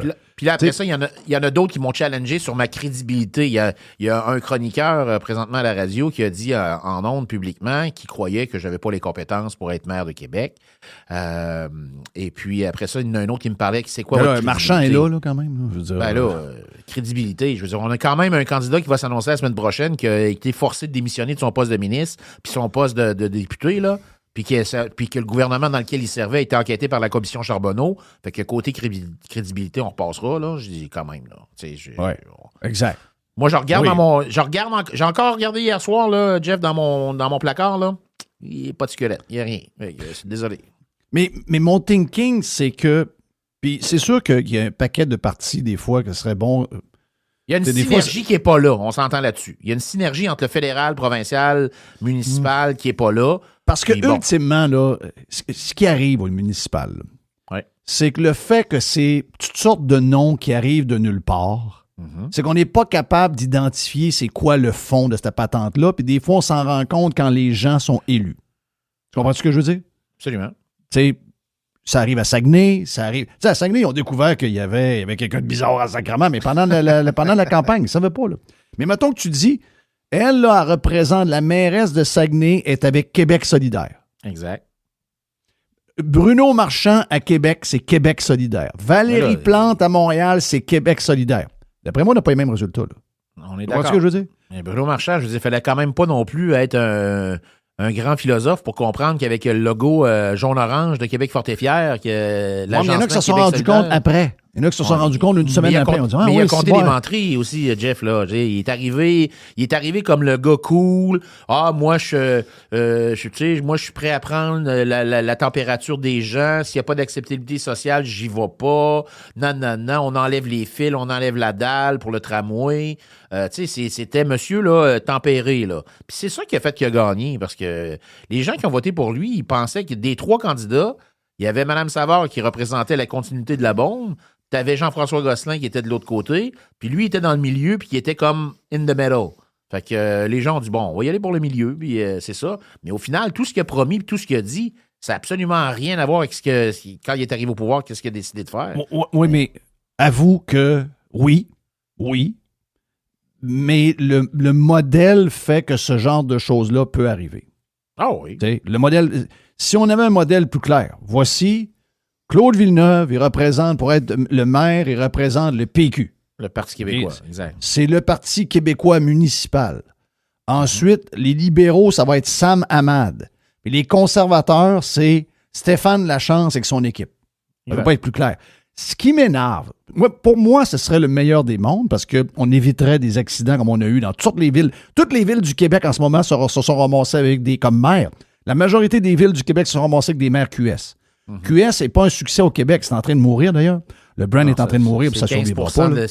Ils n'ont jamais dépassé 15 des votes. Là. Ah, puis là, c'est rendu en bas. Puis là, ça descend. Ouais. Là, on est rendu dans le... Avec Gabriel Nadeau, là, Dubois qui s'en va, là, c'est pas celle qui le remplace qui va faire monter les c'est chiffres, devenu là, un parti... c'est un parti de la charia, c'est un parti qui est pro-Hamas et c'est un parti qui est pro-musulman. Ça ira nulle part, cette affaire-là. Ça, je peux vous le dire que ça ira nulle part. Tant qu'il ne rentrera pas 2 millions de plus de musulmans dans la place, ça ira nulle part. Ça, c'est sûr que c'est appelé à mourir. Mais quand même, on s'est ramassé avec... Tu sais, QS a quand même réussi à être dans la gestion quotidienne de beaucoup de monde. Parce que beaucoup de maires à travers le Québec et mairesses sont QS. Mais on ne le savait pas. Donc, tu sais, il devrait y avoir un lien. Mais OK, mais une fois que le lien est fait, c'est toujours bien... Moi, je suis certain que les libéraux du fédéral s'occupent des libéraux provinciaux. Les libéraux provinciaux, s'il y avait des libéraux dans une ville, s'occuperaient des libéraux de la ville. Péquiste, pareil. Avec Pablo qui se présente à la chefferie du Parti libéral provincial. Ouais, c'est pas mal clair. C'est pas mal clair que les libéraux fédéraux vont aider dans la campagne. Là. Ah oui, puis s'il y avait la même chose, si on faisait la même chose avec les villes, il y aurait un maire ou il y aurait une candidate ou un candidat libéral qui se présenterait là, puis on saurait qu'il vient de l'héritage libéral, puis ce serait clair. Mais le problème avec la droite, excuse-moi, le problème avec la droite et les conservateurs, c'est qu'on ne fait jamais ça, nous autres. T'sais, on fait jamais ça, là. C'est ça qu'on apprend, là. Là, on a la gang de caquistes. Les conservateurs canadiens ont choisi, comme alliés au Québec, ils ont choisi caquistes. Faut-tu être cave? Après ça, demande pourquoi de la misère. T'sais, là, t'as ça. Puis, là, après ça, si tu demandes de faire la continuité au municipal, ils le feront encore moins. Non, c'est... Donc, je ne sais pas pourquoi on a de la misère à comprendre que tout le monde, si on se tient, on va s'entraider un et l'autre. Tu sais, là, Éric est bien fin. Là, Éric, il fait de la bonne promo pour... Puis il frappe sur Carney. Il est vraiment fin. La vérité, c'est que la gang à Poilievre, ils sont en équipe avec la CAQ. C'est ça qui est grave. Tu sais, puis à cause de ça, on est pogné. Parce que ultimement... On vit de la CAQ, puis là, au municipal, on va se ramasser avec une affaire qu'on ne sait pas trop. On ne saura pas trop l'étiquette. Puis encore une fois, après 2 mois, 3 mois au pouvoir, dans différentes villes du Québec, gadon, on a un maire qu'on ne pensait pas qu'il était le même, qui était ci, qui était ça. Il n'y a pas d'entraide. Il n'y a pas de respect citoyen. Ça devrait être la version municipale à Montréal, à Québec, à Trois-Rivières, à Saguenay. Puis une continuité du Parti conservateur. Mais les autres, ils ne pensent pas des affaires de même. Moi, ça me vire à l'envers. Ça me vire à l'envers. Lors d'une de nos dernières manifestations qu'on avait fait, on avait invité les gens du Parti conservateur du Canada à assister, puis on avait eu une réponse de non-recevoir qui ne participait à aucun rassemblement à caractère provincial, politique provinciale ou municipal, qui se concentrait uniquement sur le fédéral. C'est ce qui nous a dit. Wow. En tout cas, ils le font pas mal parce qu'ils sont dans le même lit que les caquistes. Ouais. Après ça, on se demande pourquoi ça va en boitant. Là. On ne peut pas faire affaire avec les caquistes, on ne peut pas faire affaire avec la gang à François Legault. Hey, qu'est-ce qui arrive au municipal? Toi, tu es dans la région de Québec. Oui. Là, on entend de plus en plus des histoires que Sam Hamad pourrait être, avec toute sa traîne depuis des mois. Il se présente le 6. Là. Il va officialiser sa candidature le 6 avril prochain. Et puis, son parti, ça va s'appeler Leadership Québec. Et là, on sait aussi la semaine dernière que Patrick Paquette a décidé de céder son poste de chef. Donc, le parti Leadership Québec. Non. Okay, c'est quoi que ça fait, ça, comme lettre? LQ. Parti libéral Leadership Québec, ça fait PLQ. Ouais, c'est ça. Ah ouais. Donc, lui, il va l'avoir, l'aide du Parti libéral. C'est sûr que ses amis libéraux vont venir l'aider. Ça, c'est sûr et certain. Ben oui. C'est sûr. Ah oui. Puis là, en plus... Il est-tu pour le tramway ou il n'est pas pour le tramway? Il est pourquoi? Non, supposément qu'il va se déclarer contre le tramway, puis je le comprends, là, parce que s'il fait le contraire, c'est un peu paradoxal, parce que il va dire qu'il est contre le tramway, mais par contre, lui, il va arriver en disant « Je suis contre le tramway, je suis pour le troisième lien », sauf qu'il va dire, moi, j'ai une autre solution à vous proposer. Et là, il arriverait avec un projet de SRB. Donc, contrairement à Respect citoyen, où on se démarque, oui, on est en faveur du troisième lien. En passant, hier, 8 heures du soir, j'étais à l'entrée du pont Pierre-Laporte en direction sud, complètement arrêté. Il y avait du trafic à cause de la glace. Puis ça descendait plus bas que Versant-Nord au niveau de la filée sur Henri IV. Donc, les gens, hier soir, là, les politiciens là, à Québec, là, le Parti libéral, là, le Parti québécois avec PSPP, Yves-François Blanchet du Bloc québécois, là, c'est tous ces gens-là qui disent que c'est pas nécessaire un troisième lien à Québec. Là. Hier soir, à 8 heures, là, j'aurais bien aimé avoir leurs commentaires parce que c'est complètement ridicule. Les gens qui disent ça, et je le répète, là, c'est des gens qui détestent les citoyens de la Ville de Québec. OK? Là, hier, là, on a eu un périphérique, on aurait pu trouver des solutions pour faire bouger le trafic d'une autre façon. T'as été arrêté combien de temps? Presque une heure. Presque une heure. Presque une heure. Immobile, là. C'était le bordel. C'était le bordel hier à cause de ça. Le bordel total. Puis en plus, hier, avec l'année, il arrive une genre de pluie verglaçante. La pluie verglaçante colle pas beaucoup parce que le temps est quand même plus doux. Puis là, ben, quand elle colle, mais elle se met à tomber, bang, bang, bang, là, elle a une certaine hauteur parce que les ponts étaient faits. On n'a pas pensé à ça dans le temps, puis c'est la technologie qu'il y avait à cette époque-là. Là. Mais là, la glace tombe. Donc, là, imagine, la glace tombe, fait des dommages. Imagine, Jeff, là, on avait le problème avec le pont, puis c'est vrai, je le comprends, parce que quand il y a de la glace qui tombe, écoute, j'aurais pas voulu avoir ça dans mon pare-brise. Mais imagine-toi si on aurait le tramway. Le tramway avec les caténaires puis les fils. Ça veut dire que le tramway aurait été aussi mobilisé. Il aurait fallu envoyer des équipes pour déglacer les fils. Ben, on le voit avec le REM. On le voit, c'est ça. On le voit, là, que ce système-là. Mais pour en revenir à la campagne municipale, donc c'est ça. Donc, Patrick Paquette de Priorité Québec. Il va y avoir combien de partis politiques là, qui vont se présenter? Ben, il va y avoir les 3 partis qui sont pro-tramway, c'est-à-dire Québec Fort et Fier avec Bruno Marchand. Il va y avoir Québec d'abord avec Claude Villeneuve s'il reste encore des candidats, parce qu'il y en a quand même 2 de partis. Puis on entend parler qu'il y en aurait peut-être encore 2 autres qui seraient sur le point. Ça, c'est l'ancienne équipe Labaume, c'est ça? Oui, ancienne équipe Labaume, exactement. Il en reste combien dans cette équipe-là, à part Villeneuve? Écoute, si il y en a 2 autres, ça veut dire qu'il en reste 5 actuellement. OK. Mais dans les 5, il y en a plusieurs qui vont probablement quitter pour la gang à il y en aurait 2 autres. Là. Il y a Isabelle Roy puis Louis Martin qui siègent maintenant comme indépendants, mais qui ont dit vouloir rejoindre l'équipe de Sam Hamad. Et puis, il y a, selon les rumeurs, là, Véronique Dallaire puis Anne Corriveau là, qui seraient intéressés peut-être à rejoindre aussi Monsieur Hamad. Donc, ça va faire une équipe assez... Claude Villeneuve va se ramasser tout seul. Ben, au pire aller, il va peut-être se fusionner avec Bruno Marchand. Ils disent la même chose. C'est sûr, exact. Fait que donc, tu as Québec d'abord, tu as Québec Fort et Fier de Marchand, tu as Transition Québec de Jackie. Alors, Jackie, donc ça, c'est les 3. Puis de l'autre côté, tu as nous, Respect citoyen, et tu vas avoir Leadership Québec, parce que Priorité Québec est en train de se faire avaler par Sam Hamad. Donc, Patrick Paquette a laissé son poste de chef. C'est Steven Melançon, présentement, qui occupe l'intérim. Puis Steven Melançon... toi, là, tu vas te distancer comment? Tantôt, je parlais de conservateurs libéraux, péquistes, etc., slash QS. Donc, tu es carrément... Désolé pour les péquistes ou les autres qui sont avec toi dans ton équipe, mais qui il y en a, d'ailleurs. Ouais. Donc, vous êtes salués, mais pour moi, vous êtes un parti conservateur municipal. Est-ce que c'est comme ça que vous allez vous identifier? Allez-vous parler d'un Doge? Allez-vous parler de... Parce que le Doge, là, je veux dire, ça n'en prend pas juste à Washington, puis pas juste à Ottawa, puis pas juste à Québec. Ça n'en prend dans toutes les villes où il y a vraiment, vraiment, vraiment trop d'argent en place. Ces gens-là abusent, ces gens-là sont embarqués dans toutes sortes de patentes. Un Doge dans les villes du Québec, dans chacune des villes du Québec, là, on pourrait faire des vidéos YouTube à chaque jour sur ce qu'on trouverait. Ça doit être complètement crazy. Parce donc, est-ce que tu vois... Oui. Je veux dire, à date, Respect citoyen, ils avaient fait une tournée. Oui. Là, je sais que c'est pas fini, mais ils avaient fait une tournée de plusieurs... Là. Ah, c'est fini, là? Okay. C'est fini, mais je vais vous donner un update là-dessus. Là. Oui, c'est ça. Qu'est-ce que le monde dit? Vous avez rencontré du monde là. Oui. Ça, je vais vous parler de ça. Qu'est-ce que le monde vous dit? Mais je vais commencer par répondre à Jeff sur sa question. Oui, c'est ça qui m'intrigue. Un Dodge, en tant que tel, d'une certaine façon, ça fait 1 an que lorsque je viens aux différents micros qui m'invitent, Jeff, je leur dis que dans les 100 premiers jours d'une administration de Respect citoyen, on va prendre le temps de s'asseoir pour s'assurer que les bonnes personnes sont dans les bonnes chaises. Parce que nous, on vend une idée, on vend un plan, on va vendre un concept aux citoyens de la Ville de Québec. Et puis, ce plan-là, moi, ainsi que 21 personnes, on va mettre notre face sur des poteaux. Là. On a le courage de faire ça. Les fonctionnaires, malheureusement, ils ne sont pas élus, là, ils sont nommés. Alors, c'est important que les fonctionnaires continuent dans l'esprit des gens qui sont en place, qui ont été élus par les citoyens.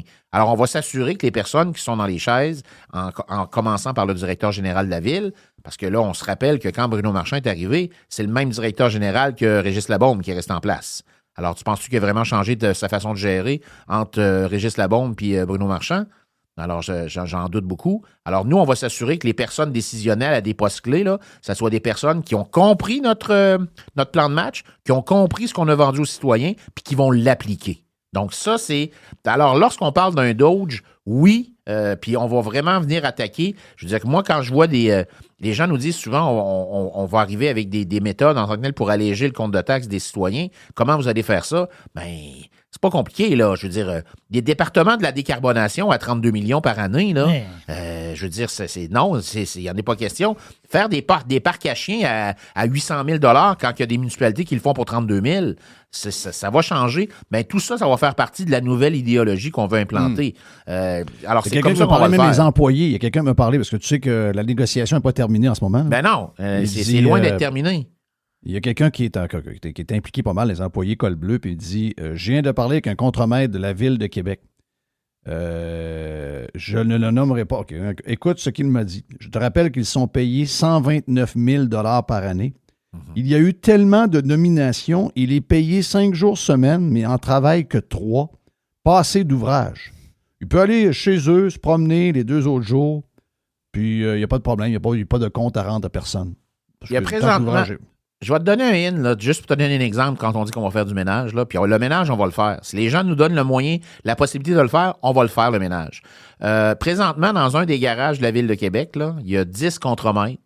Chacun se fait fournir un pick-up loué de chez Sauvageau. Ça coûte 1 750 $ par mois. Puis honnêtement, là, les pick-up, là, ça a l'air qu'ils roulent 1 à 2 fois par semaine seulement. Puis ils sont dans le stationnement. Puis, non, tout le monde parle des doges pour les gros gouvernements comme le gouvernement fédéral, le gouvernement provincial. Excusez-moi, dans les villes, paraîtrait que le vrai party, il est dans les villes. Le vrai party. Je vais te donner un autre exemple là, rapidement. Là, je veux pas. La collecte des ordures au niveau des matières résiduelles à Québec. Ça, j'ai un dossier là, que j'ai monté là-dessus complet. Ça représente 110 millions par année, là, la collecte résiduelle des ordures, incluant l'opération de l'incinérateur. D'accord? Si vous enlevez l'incinérateur, c'est 64 millions. Bon, présentement, là, depuis 2020, Régis Labaume a repris. Avant, on avait décidé en 2008 d'aller avec des entreprises privées. Puis en 2020, parce qu'il y a eu des problèmes, Régis, juste avant de quitter son poste, a décidé de reprendre ça, ce qu'il appelle en régie, avec des fonctionnaires des travaux publics, des cols bleus. Bon, mais on s'était débarrassé de tous les camions d'ordures. Il n'y en avait plus. On avait gardé un pour Exposité, puis quelques petits pour les poubelles de parc, mais c'est tout. Là, présentement, on loue des camions. La commande initiale était de 16, on est rendu à 20. On les loue d'une compagnie de Drummondville. Ça coûte 12 500 $ par mois pour les camions de vidange. En plus de ça, on loue... 12 500 pour quoi? Pour un camion de vidange à chargement latéral. OK. Un camion de vidange te coûte 12 500 $ par mois. Un. Exact. Un seul. Il y en a 20. Il n'y a pas d'employé dedans, là. Non, t'as pas quelqu'un dedans. On parle du camion seulement. Là. Wow! Puis en plus, Jeff, je peux pas croire qu'à Québec, on n'a pas un endroit. On a dit à Québec qu'on n'avait pas de place pour entreposer les camions. Alors, on a pris un contrat de 10 ans avec la firme immobilière Communard sur la rue Rideau et on loue un terrain 20 000 $ par mois pour entreposer les 20 camions. Communard n'existe plus. Ben, en tout cas, je ne sais pas comment ça s'appelle maintenant, mais anciennement Communard, là. Ça a été divisé en 2-3, mais il y a Mac puis il y a un paquet de gens. Mais OK, mais on loue le terrain, en tout cas, de ces gens-là. C'est 20 000 $ par mois. Puis, en plus, sur ce terrain-là, il y avait une espèce d'entrepôt, mais on me dit que c'était une coquille vide, en réalité. Là. Il y avait 4 murs, un plafond, mais il n'y avait rien. La Ville a dû investir 250 000 $ pour aménager le bâtiment pour que ça soit fonctionnel. Puis ça, présentement, c'est tout en location, là. Tu sais, je veux dire, à un moment donné, là, je dis, ça ne sera pas faire des économies. Les gens nous disent comment vous allez faire. Le Doge dans les villes du Québec, vous allez faire un saut, là. Moi, je te dis que les 2 pieds sur le pouf, là, c'est 50 à 100 millions qu'on est capable d'aller chercher. Mais sais-tu quoi? Regarde, tu le fais. Très peu de monde le font. Les gens ne s'occupent pas de leurs affaires. Si tu veux qu'on... C'est sûr qu'ils fourrent tout le monde puis qu'ils ne regardent pas la dépense. Ils savent qu'il n'y aura aucune conséquence puis personne ne va venir fouiller pour voir ce qui se passe. Le monde ne veut rien savoir. Il y a rien que des affaires qui le touchent, des patentes de ci, des... Bon, lui, il m'a fait de la peine, donc je n'irai pas le voir, je n'irai pas ci, je n'irai pas ça. Il y a que des affaires de bébé lala. Le monde aime ça se faire donner la main par le gouvernement. Non, mais c'est parce qu'il y a de l'ouvrage là-dedans. Ah oui. Si tu t'intéresses à ce qui se passe dans ta ville, il faut que tu passes du temps. Il faut que tu demandes des documents, il faut que tu ailles voir, il faut que tu ailles parler à ton conseil municipal, il faut que tu ailles assister à des réunions de conseil. Il faut que tu t'intéresses. Le monde ne s'intéresse plus à ça. Non. Et une fois que le monde ne s'intéresse plus, ben là, l'abus est sans limite. Là. Sans limite. Ben oui. Mais c'est sûr que nous, en tant que tel, on va vraiment... Si vous voulez des vrais changements, ben, puis ce qui fait en sorte qu'on va pouvoir s'imposer puis se différencier, moi, je vais te le dire, c'est pas compliqué. Aux prochaines élections, là, il va y avoir respect citoyen, puis il va y avoir 50 nuances de Bruno Marchand. C'est ça qu'il va y avoir. Puis ce qui va faire la différence en notre discours versus les autres, c'est la cohérence de notre discours dans les 5 dernières années. Moi, ça fait 5 ans que je dis la même chose, puis j'ai pas changé d'une virgule, puis ça changera pas. Puis en passant, là, je le dis sur tes ondes, là, je m'en vais pas là pour m'incruster. Là. J'ai 56 ans. Là. Moi, je vais là pour maximum 2 mandats. Après ça, si en 2 mandats, j'ai pas fait le travail, je laisserai la place à quelqu'un d'autre. C'est ça le but. Moi, je ne vais pas là pour ma carrière. Je vais là parce que je suis écœuré. Nettoyer à sous. Puis on a des gens. Puis là, actuellement, vous avez une gang de communicateurs qui sont en place pour la Ville de Québec. Nous, on s'amène avec des administrateurs. On a un économiste, on a un fiscaliste qui travaille avec nous, on a des propriétaires d'immeubles qui gèrent 200-300 portes de logement, des gens qui savent compter, là. OK? Qui savent compter. Puis on s'amène là aussi avec l'écoute. Je vais rattacher la question de Jerry. On vient de terminer 6 dimanches consécutifs des rencontres citoyennes dans tous les districts de la Ville de Québec où on invitait les gens à venir nous voir, rencontres de type town hall. Donc, les gens, de 9h à midi, on offrait le café, le thé, les muffins, les croissants. De 9h à 9h30, on accueillait les gens. 9h30, je prenais la parole. 15-20 minutes, on expliquait un peu les grandes lignes de ce que représente Respect citoyen. Puis après ça, open mic, pas de discours, les gens nous posaient des questions. Au total, là, c'est près de 500 personnes qui ont assisté à nos rencontres. Puis les gens nous ont fait part. Puis je vais te dire là encore, là, ce qui était drôle pour terminer, celle de Céleri Sainte-Foy à Cap-Rouge qu'on a terminé dimanche, c'était dans mon ancienne école primaire, okay. où j'ai eu mes cours de 4e, 5e, 6e année, la patinoire municipale de Sainte-Geneviève, où ça a été la première patinoire où j'ai donné mes coups de patin. Et il y a un monsieur, entre autres, là, qui nous a parlé dans le secteur de Cap-Rouge, là, de certains irritants qu'il avait. Puis le monsieur a parlé pendant presque une dizaine de minutes.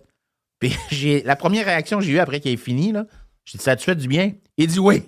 Il dit, ça fait du bien. Les gens veulent s'exprimer parce que lorsqu'ils vont au conseil de ville, ils n'ont pas d'écoute.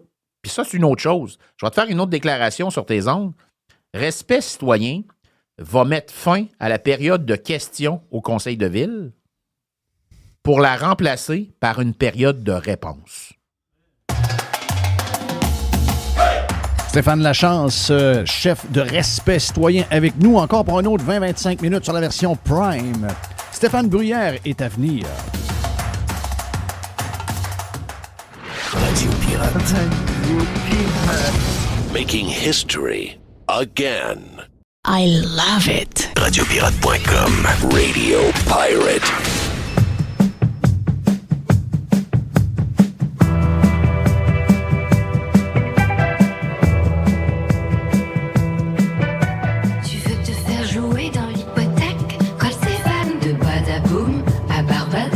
C'est Stéphane. C'est Stéphane. Il veut se faire jouer dans l'hypothèque. Frontenac, il veut se faire jouer dans l'hypothèque. Stéphane Bruyère. StéphaneBruyère.com. Juste avant de commencer avec les histoires de Steph, depuis qu'on s'est jasé au début, on fait plein de podcasts, on est mélangé. Mais c'est parce que ça, c'est le dernier de la journée qu'on fait. Et on est pour... Il y a un petit bout sur le Prime et le live, le début de ça. Puis pour ceux qui ont écouté sur le Prime et le live, on a fait tantôt un podcast où on a parlé de la loi 96, puis encore une fois, la sortie bizarre de Poilievre. Puis je vous disais qu'il n'y avait pas de lien, même au contraire, qu'on avait une gang de conservateurs mous au Québec qui gérait la patente pour Pierre Poilievre, et entre autres, tout du monde qui ont travaillé à CAQ. OK? et qui avait tassé jusqu'à maintenant 3 ex-candidats, dont le dernier hier, dans Saint-Léonard, 3 candidats du PCQ. Et il en a tassé 3. Et là, j'ai su, quelques minutes après qu'on ait parlé de la loi 96, qu'il y en avait 3, j'ai su qu'il y a un 4e candidat qui a été tassé par les conservateurs au Québec. Aujourd'hui, ça a été fait tôt ce matin. Le gars, c'est... attends, je vais vous donner. Le gars s'appelle... Ça, c'est bizarre en sacrement, on va se le dire. Là. Vraiment bizarre. Stéphane Marquis, dans Laurier-Dorion. Donc, c'est un ancien candidat du PCQ de Éric Duhaime. On me dit qu'il est excellent. Un vrai de vrai, un gars qui va à guerre, un super conservateur, un gars qui est connu dans son coin, un gars qui dirige des ligues de hockey à Montréal. Il s'est tenu debout pendant la COVID. Et sacrément, ils en ont tassé un 4e. C'est indéfendable, ça. C'est indéfendable. Je vais tester. Je vais tester parce que dans Québec, il n'y a pas de candidat contre Duclos. Donc, on a parlé tantôt avec Stéphane, pas avec Stéphane Bruyère, mais avec Stéphane Lachance. Il n'y a pas de candidat conservateur dans le comté de Jean-Yves Duclos. Duclos, qui est Québec, on peut dire Québec-Centre, là, parce qu'autour, c'est... En haut, c'est Louis-Saint-Laurent, à l'ouest, c'est Louis-Hébert, puis à l'est, c'est Beauport-Limoilou. Tu sais, les circonscriptions ne sont pas pareilles au fédéral et au provincial. Tu sais, elles sont plus grandes au fédéral. Donc, le comté de Québec, là, c'est du boulevard Henri IV jusqu'à Limoilou et tout le Vieux-Québec. Là. Donc, vous voyez, Henri IV, là, tu rentres à Québec. Tout ça, là. C'est très, très grand. C'est vraiment grand. Donc, je vais proposer ma candidature. Ben oui, mais il n'y a personne. Il y a toi. Il n'y a personne. Donc, je vais proposer ma candidature. Si, je sais que je vais perdre, là. Tu sais, Jean-Yves Duclos, ces coins-là, c'est... D'abord, ils ont toute peur de Trump en ce moment, là, donc toute une gang de vieux qui ont peur. On ne sait pas trop de quoi ils ont peur, ces sacrements-là. Là. Mais ils ont peur. Mais en tout cas, au moins, il y aura... Hey, t'as peu, là. T'es un parti politique qui aspire à diriger le Canada. Je ne sais pas si c'est le même ailleurs, mais t'es à Québec, dans une des grosses villes de la 2e plus grosse province au Canada, et il n'y a pas de candidat au centre-ville de Québec. Hey, ça fait pic-pic quand je vois le vert, là. Ça se peut pas. Ça fait pic-pic, là.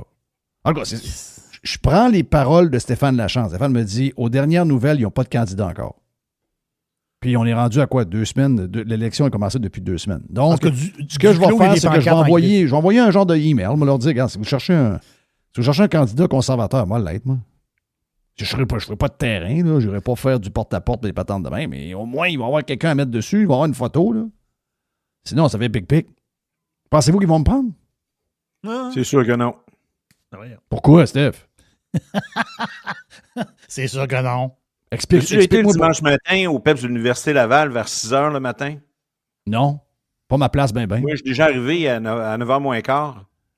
C'était bien plein, le stade intérieur de l'Université Laval, là. C'était bien plein. Tout du monde sur des tapis. Tu rentres pour vrai? Mon gars, t'es pas dans le... Regarde, on est ailleurs, là. On est vraiment, mais vraiment... T'as peu. Où ça, là? Vraiment ailleurs. T'as peu. Quelle place, là? Le stade du PEPS de l'Université Laval. Où joue l'équipe de football? OK, intérieur. En dedans. Oui. Celui de volleyball basket ou celui de soccer intérieur? Celui de les 3 terrains de soccer, que s'il lève tous les rideaux, le Rugéard peut pratiquer. OK. Ouais. Wow. Si vous pensez que c'est juste à Toronto puis à Montréal que ça se passe, là, vous devriez commencer à regarder à Québec aussi. Hein. Ah ouais, je savais pas ça tout. Moi, je le sais, moi. Ça, c'est avant que le soleil se lève?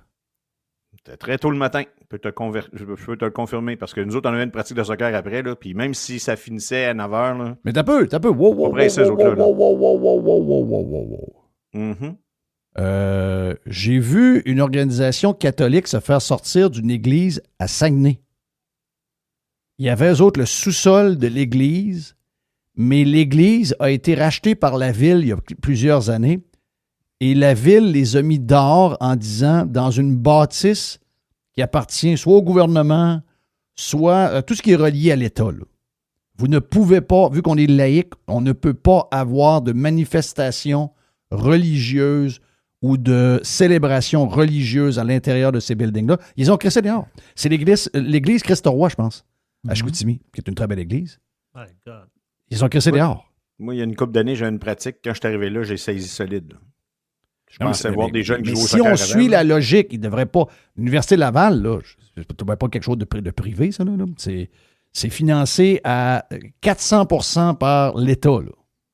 Donc, si on est dans une société laïque, il ne devrait pas avoir de prière avec des tapis dans le gym. Là. Ça ne devrait pas. Là. Ah oui, Et le son, En il va principe. avec aussi. Eh bien, Mhm. ouais, Est-ce que ça je se sais fait que... encore? Je sais qu'à partir de Henri IV, aller jusqu'au centre-ville, écoute, la démographie de ça a changé. Puis ça, ben regarde, on vit avec ça, là, c'est tel que tel. Mais moi, regarde, je dis pas que j'ai des chances de gagner, je dis pas que j'ai des chances de battre Duclos. Mais le Parti conservateur, qui est un parti qui aspire à prendre le pouvoir, ne peut pas être pas présent en plein cœur de la deuxième... C'est probablement la ville la plus francophone au Canada, là. Si tu défends la maudite loi 96, il faut au moins qu'il y ait un candidat au centre-ville de la ville la plus francophone au Canada. Là. C'est la plus grande ville francophone au Canada. C'est pas Montréal. Là. Montréal est peut-être en symbole, mais en réalité, l'île de Montréal est tout sauf maintenant français. Là. Il y a toutes sortes d'affaires sur l'île. Québec, c'est encore très, très, très français. Ils n'ont pas de candidat. Donc, je vais pousser ma candidature, puis ils pourront juste me dire non. J'ai hâte de voir la réponse. J'ai juste hâte de voir la réponse. Donc, je vais essayer de trouver les contacts pour essayer de pousser ma candidature. Steph, t'es le bon numéro? Hey, Steph, j'ai pensé à toi. Eh boy, parce que on essaie de s'exciter avec cette campagne-là. C'est quand même le futur du Canada qui est en jeu, puis on a l'impression qu'on a une campagne normale. C'est ça qui est bizarre, là. Alors que ça se peut qu'on fasse piler d'en face puis qu'on ne se relève jamais, jamais, jamais, jamais. Mais il y avait un texte hier dans le National Post. C'est pas un super texte long, là. Puis, si vous écoutez Radio Pirate, puis vous écoutez à tout moment Radio Pirate, ou encore vous écoutez quand Steph est avec nous autres, c'est pas quelque chose qui va vous virer à l'envers, ben. Mais c'est rarement discuté dans des médias qui sont, je te dirais, habituellement lus ou écoutés par justement des boomers et des personnes plus âgées. Puis le gars, j'essaie de trouver mon affaire, je vais le trouver pendant que je te jase. Lui, il parle du clash générationnel. Parce qu'il dit, c'est drôle, hein? Il dit, en ce moment, on a une gang d'apeurés. Puis ces apeurés-là, ils ont peur de Trump.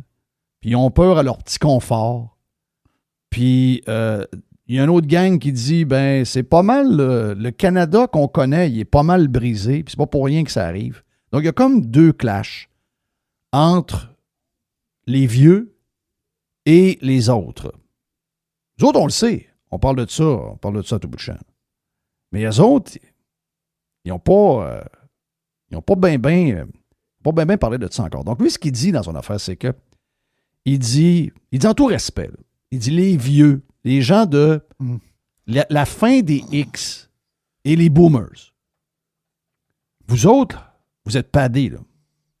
Vous autres, vous êtes padés. Vous avez eu une maison pas chère, vous avez eu des jobs. Pas toutes les X, là. Il a fallu qu'on fasse beaucoup de stepettes pour avoir des jobs en passant. Là. Mais oui, je vais juste résumer son affaire. C'est que lui, il dit, vous autres, vous avez eu des maisons pas chères. Vous avez eu des maisons qui ont pris de la valeur. Vous avez eu, 95, le Dow Jones à 3000 points. En ce moment, le Dow Jones à 43 000 points. Donc, ils ont profité d'une économie qui leur a permis de se bâtir une petite retraite confortable. Ils ont acheté une maison en 70, qui ont payé 5 000 $. Ils l'ont vendu 350 finis à le petit-fils. Ils ont fait une belle ride. Et lui, il dit, c'est vraiment, en ce moment, ce qui se passe, la vision, là, parce que je pense pas que les conservateurs sont si pro-jeunes que ça. Là. Oui, je comprends pour la maison, je comprends pour un paquet de programmes qu'ils ont identifiés, mais la campagne est beaucoup faite pour essayer d'aller récupérer les vieux qui ont peur de Trump, là, parce qu'on sait que c'est eux autres qui votent en masse. Donc, ce qu'il dit là-dedans, c'est ça. Il dit que c'est vraiment... le Canada, il est brisé. Le Canada, il est cassé. Nos jeunes n'auront pas de maison. Nos jeunes, ils n'auront pas la vie que les boomers ont eue. C'est quelque chose qu'on parle souvent à Radio Pirate, mais c'est dans le National Post. Ils ne se font pas dire ça bien souvent. Je suis certain qu'ils ne sont pas d'accord avec ce qu'il dit, là. Mais c'est carrément ça, là. C'est carrément ça. Tu sais, il prenait un coin de Toronto, je pense, il disait, tel coin, quand ils ont acheté leur maison, mettons en 90, c'était 195 000 la maison. Mais aujourd'hui, cette maison-là, tu as 1 500 000. Donc, même si les jeunes, ils ont tout fait ce qu'on leur a dit, va à l'école, tu as besoin de t'instruire, tu as besoin de tout faire ça, il faut que tu fasses telle affaire. C'est de même que tu vas avoir un beau futur. Mais les jeunes, en ce moment, sont en calice. Vous avez 2 bonnes jobs. On en parle, hein, les bonnes jobs. 2 bonnes jobs. 2 bonnes jobs. Ouais. Tu sais, le marché immobilier, là, quelqu'un qui me dit à 50 ans, « Hey, Chris, je viens de m'acheter une nouvelle maison, c'est quand même correct, là, mais je l'ai payé 400 000, je trouve ça dégueulasse. » Ouais, mais tu as vendu ton autre d'avant 325, alors qu'en réalité, elle en vaut probablement 150 max. Là. Excuse, c'est où ta maison neuve à 400? Ouais, je n'ai pas dit qu'elle était neuve, j'ai dit qu'il avait changé de maison. OK. Je dis ça de même. Il a voulu avoir une nouvelle maison pour un nouveau besoin, ou c'est ça, un jumelé. C'est un jumelé à 400 qu'on a. Quand tu es un acheteur, tu es ta deuxième, ta troisième, ta quatrième. Bon, oui, tu peux faire un saut sur le prix, mais c'est pas toi qui es pénalisé. Là. C'est le premier, là, c'est ton gars. Là. Ou c'est son fils à lui qui va être sur le marché du travail il n'y a pas longtemps. Là. C'est lui qui est... Puis eux autres, ils sont complètement démotivés. Mais sont-tu assez démotivés pour aller voter? C'est ça la question. Sont-tu assez en crise pour aller voter? Parce qu'à date, grand-père, grand-mère, eux autres, ils ont peur de Trump et eux autres, ils vont aller voter. Je ne sais pas si Poilievre va réussir à les toucher au cœur. Je ne sais pas. Quand je dis toucher au cœur, c'est pour que, outre qu'une firme de sondage les appelle ou leur envoie un email, qu'ils prennent le vote qu'ils ont dit qu'elle allait donner à Poilievre et qu'elle allait prendre le char ou encore sauter dans l'autobus puis aller voter pour Poilievre. Est-ce qu'ils sont assez en crise? Est-ce qu'ils sont assez découragés de ce qui se passe pour aller voter pour Poilievre? Et est-ce que Poilievre les touche pour qu'ils y aillent voter? Ça, c'est la question que j'ai pas, là. Est-ce que tu as été touché par... Parce que là, on parle de... Il y a 2 affaires qui arrivent dans le domaine des maisons, Steph. TPS, TVQ, ça, je pense qu'on avait parlé la semaine passée. TPS, TVQ, la gang à Poilievre, très bon. Eux autres, c'est TVQ out. TPS out. OK, 5%. Donc, 5% sur une maison neuve. Peu importe, c'est pas juste le premier acheteur, c'est maison neuve, TPS, 5% out. J'ai fait une entrevue la semaine passée, je pense que j'étais à TVA vers l'heure du midi. Puis quand elle m'a parlé de ça, j'espère que le gouvernement du Québec ne prendra pas l'espace vacant pour combler les taxes. C'est très bon. C'est sûr qu'ils vont le faire. Je l'ai shaké, là. J'ai comme senti que, oups, on sortait du script. Je l'ai brassé une couple de fois. Là. C'est malheureux, là, tu sais, mais tant mieux, là, on fait de l'éducation en réalité, là. Puis je trouve ça bien. Ils ont pensé aussi. Alors, regarde, voyons. Ça, c'est sûr. Jerry. Combien ça a pris de temps? Je pose la question. Combien ça a pris de temps au gouvernement? Est-ce que le gouvernement du Québec a été un des premiers gouvernements au Québec, au Canada, à sauter sur l'histoire du gain en capital à 76%? Qui a été le plus vite des 10 gouvernements? Québec. Merci. Qui est le seul gouvernement qui a ramassé le 2% de TPS qui a été enlevé sous Harper? Je pense que ça s'est fait le lendemain. Ça s'est fait en 48 heures. Ah, c'est ça, 2 jours. De toute façon, ça n'avait pas de changement pour nous autres. Là. Ben oui. Oui, mais c'est... Moi, je vous dis, je vous garantis une affaire. Si Poilievre s'en vient, premier ministre du Canada, puis la première chose qu'il enlève, c'est 5% sur la construction neuve, la TPS. Je peux vous dire que sur les maisons neuves, la TVQ va être de 15%. Ah oui. Je suis prêt à mettre ma main au feu. Ce que tu as dit à LCN, c'est carrément ce qui va arriver. On est mené par des salauds. Les gens qui nous crossent, c'est pas Trump. Les crosseurs, ils sont de chez nous. Là. On est les maîtres crosseurs pour se crosser entre nous autres. Donc, il y a eu ça, TPS. La gang à chose, eux autres, c'était juste pour le premier acheteur. Donc, il a été battu par Poilievre là-dessus. Et là, l'autre affaire, c'est on veut bâtir des maisons. On aurait des milliards pour bâtir des maisons au Canada. Et le constructeur, ce serait le gouvernement du Canada. Puis il faut qu'on construise quoi? C'est 1900 maisons par jour? C'est-tu bien ça, la stat? En tout cas, d'après les chiffres qu'ils ont sortis, d'abord, le montant par maison n'est pas très élevé. Et c'est effectivement à peu près le nombre de maisons que ça donne par jour. Moi, je veux juste leur dire une affaire. Là.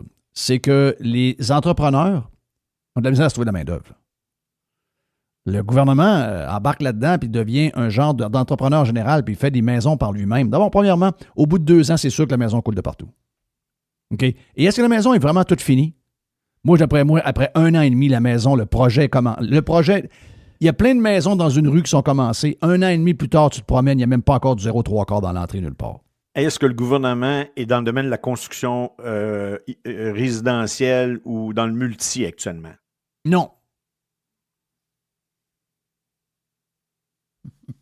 Quand on fait un RPA, là, comment ça coûte la porte? Ça coûte, on est rendu à 1 200 000 pour une chambre. OK. Fait que là, c'est probablement 000, 10 fois plus élevé qu'une chambre d'hôtel. On va avoir un cabanon pour 500 000? Ben non, on va avoir rien. Hey, je vais vous donner une histoire. Écoutez bien. Je pense que c'est soit Cominor ou le groupe Dallaire. Ils ont commencé dans le coin de chez nous, un quartier dans le coin de Cap-Rouge. Et ils se sont rendus compte, un peu là, on parle de gens qui ont énormément d'expérience dans la construction, qui ont des employés, des super contremaîtres, ils ont toutes sortes de corps de métier à travers la patente. Eux autres faisaient du commercial, des tours. Et quand ils sont tombés dans le résidentiel, ils ont fait un esti de saut. Là. C'est le groupe Dallaire. C'est le groupe Dallaire? Ben oui. Le groupe Dallaire a fait un Christi de saut. Là. Parce que, c'était pas le domaine. Puis la manière de faire n'est pas du tout pareille. Il a fallu qu'ils ont fait des réunions. Puis Michel Dallaire était assez bright. Puis moi, regarde, l'info me vient de gars qui sont impliqués dans la patente. Ça me vient de SMB, puis ça me vient de Beaubois. OK? Tous des gars que je connais. Et le groupe Dallaire se sont dit, ouais, on va faire la vente, on va s'occuper de développer les terrains, mais bâtir des maisons, c'est pas notre... Nous autres, on bâtit des tours, on bâtit des entrepôts, on bâtit des grosses affaires. On bâtit pas des maisons, c'est pas ça qu'on fait. Donc, la maison, elle coûtait beaucoup plus cher parce qu'eux autres n'avaient pas ce qu'il fallait. Et là, ils se sont associés avec SMB. Est-ce qu'ils sont encore avec eux autres aujourd'hui? Je ne sais pas. Mais ils se sont associés avec des entrepreneurs en résidentiel pour devenir partenaires, pour faire les maisons. Et là, ça s'est mis à rouler avec les prix du marché. Les amis, on parle du groupe Dallaire. Oui, on parle de gens qui sont en construction depuis 50 ans. Là. Ils bâtissent leur 6e 150 logements dans mon coin. Là. Bon. En 7 ans, c'est le 6e 150 logements. Là. Des tours immenses. OK. Ils ont-tu un peu d'expérience en construction, tu penses? Pas mal. Dalcon, pas mal. Bon, ben voilà. C'est toute la division Dalcon qui avait ça. Et Dalcon dit, t'as peu. Il faut aller s'associer avec des gars qui font ça à tous les jours. Le gouvernement du Québec n'a pas l'expérience de groupe Dallaire ou de Cominor. Zéro. Partirait de où? Là? On va engager tel gars. Ce serait une catastrophe. Dans quel État, dans quelle province, dans quel pays le gouvernement construit des maisons pour le monde?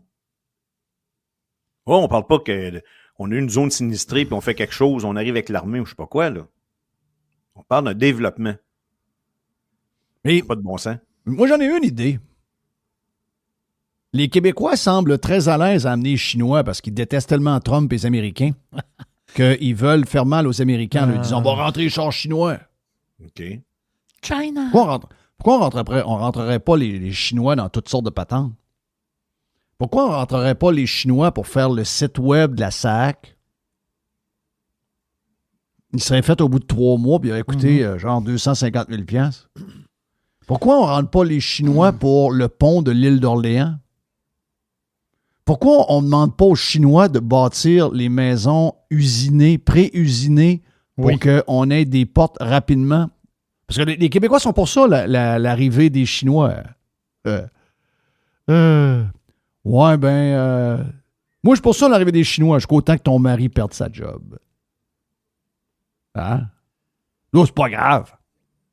C'est des gars c'est des filles et des gars de l'Ontario qui travaillent dans le coin de Oakville puis dans ce coin-là. Là. C'est ça. Ouais, pas bien grave. Appelle les Chinois, puis les Chinois vont dire no CCQ. Ouais. Quand EBC au Pomerleau va colisser tout le monde dehors parce que tous les projets privés vont être faits par les Chinois, j'ai hâte de voir comment vous allez réagir, les Chinois. China! No CCQ! Il veut pas de CCQ, ben. Il veut pas CCQ. Les Chinois, ils marchent à la structure de métal, ce type podcast, pas d'attelage. Oui. No CNSSST. No. Oui. No good. Oui, ça vous tente-tu? Non, ça lui tente pas. Ouais, ça lui tente pas. Non, ça tente de même. De même, ça te tente. Mais en réalité, ça te tente pas, là. Puis quand tu y penses un peu, ça te tente moins un peu, hein? Non, ça te tente pas, là. Ah, regarde donc. Les bateaux arrivent dans le port de Québec, puis sont remplis de panneaux de maisons préfabriqués. Ils débarquent ça ici, puis ils les montent, puis ils décalissent. Le crise de brise-glace à 3,5 milliards. Hein? Mm-hmm. Si on suit la logique, les Chinois vont faire chier Trump. OK, parfait. On va faire le brise-glace par les Chinois. Après moi, il va coûter maximum 50 millions. Tu peux même l'acheter probablement déjà préfaite sur Alibaba. Le brise-glace vaut plus cher que le plus gros paquebot de loisirs au monde. Là. Ben, 1,5 milliard plus cher. As-tu vu le paquebot, toi? Non, L'autre affaire, c'est un brise-glace, c'est gros comme rien. C'est à 3,5 milliards.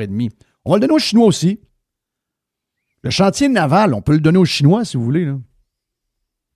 Ce game-là est spécial. Moi, celle-là, je l'ai trouvé très, très, très, très, très spécial. Oh, les Chinois, on aime ça. Jusqu'au temps que le Chinois prenne ta job. Ou la job de ta femme, ou la job de tes enfants. Ou la job de ton frère. Ça va arriver vite, là. Si on les rentre, on va y rentrer pour vrai. Là. Ce serait bon, hein, des chats. Il y a plein de monde, là. Clément Gignac est pour ça, là. Hein? Clément Gignac est pour ça. Clément Gignac est pour les chars chinois? Oui, enlevez ça, les tarifs, là. Ah non, le syndrome Donald Trump, là, m'a dit de quoi? Les rideaux viennent de tomber pas à peu près, là. On a des communistes dans la place, puis des vrais, là. Pas juste des communistes socialistes. Des communistes chinois dans la place. Là.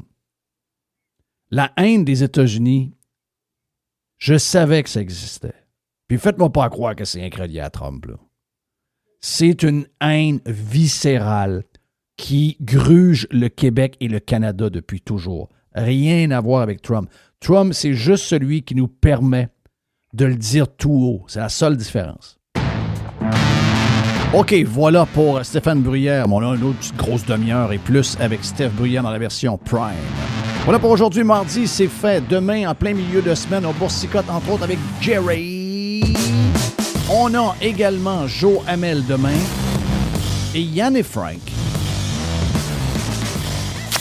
Jeff Fillion.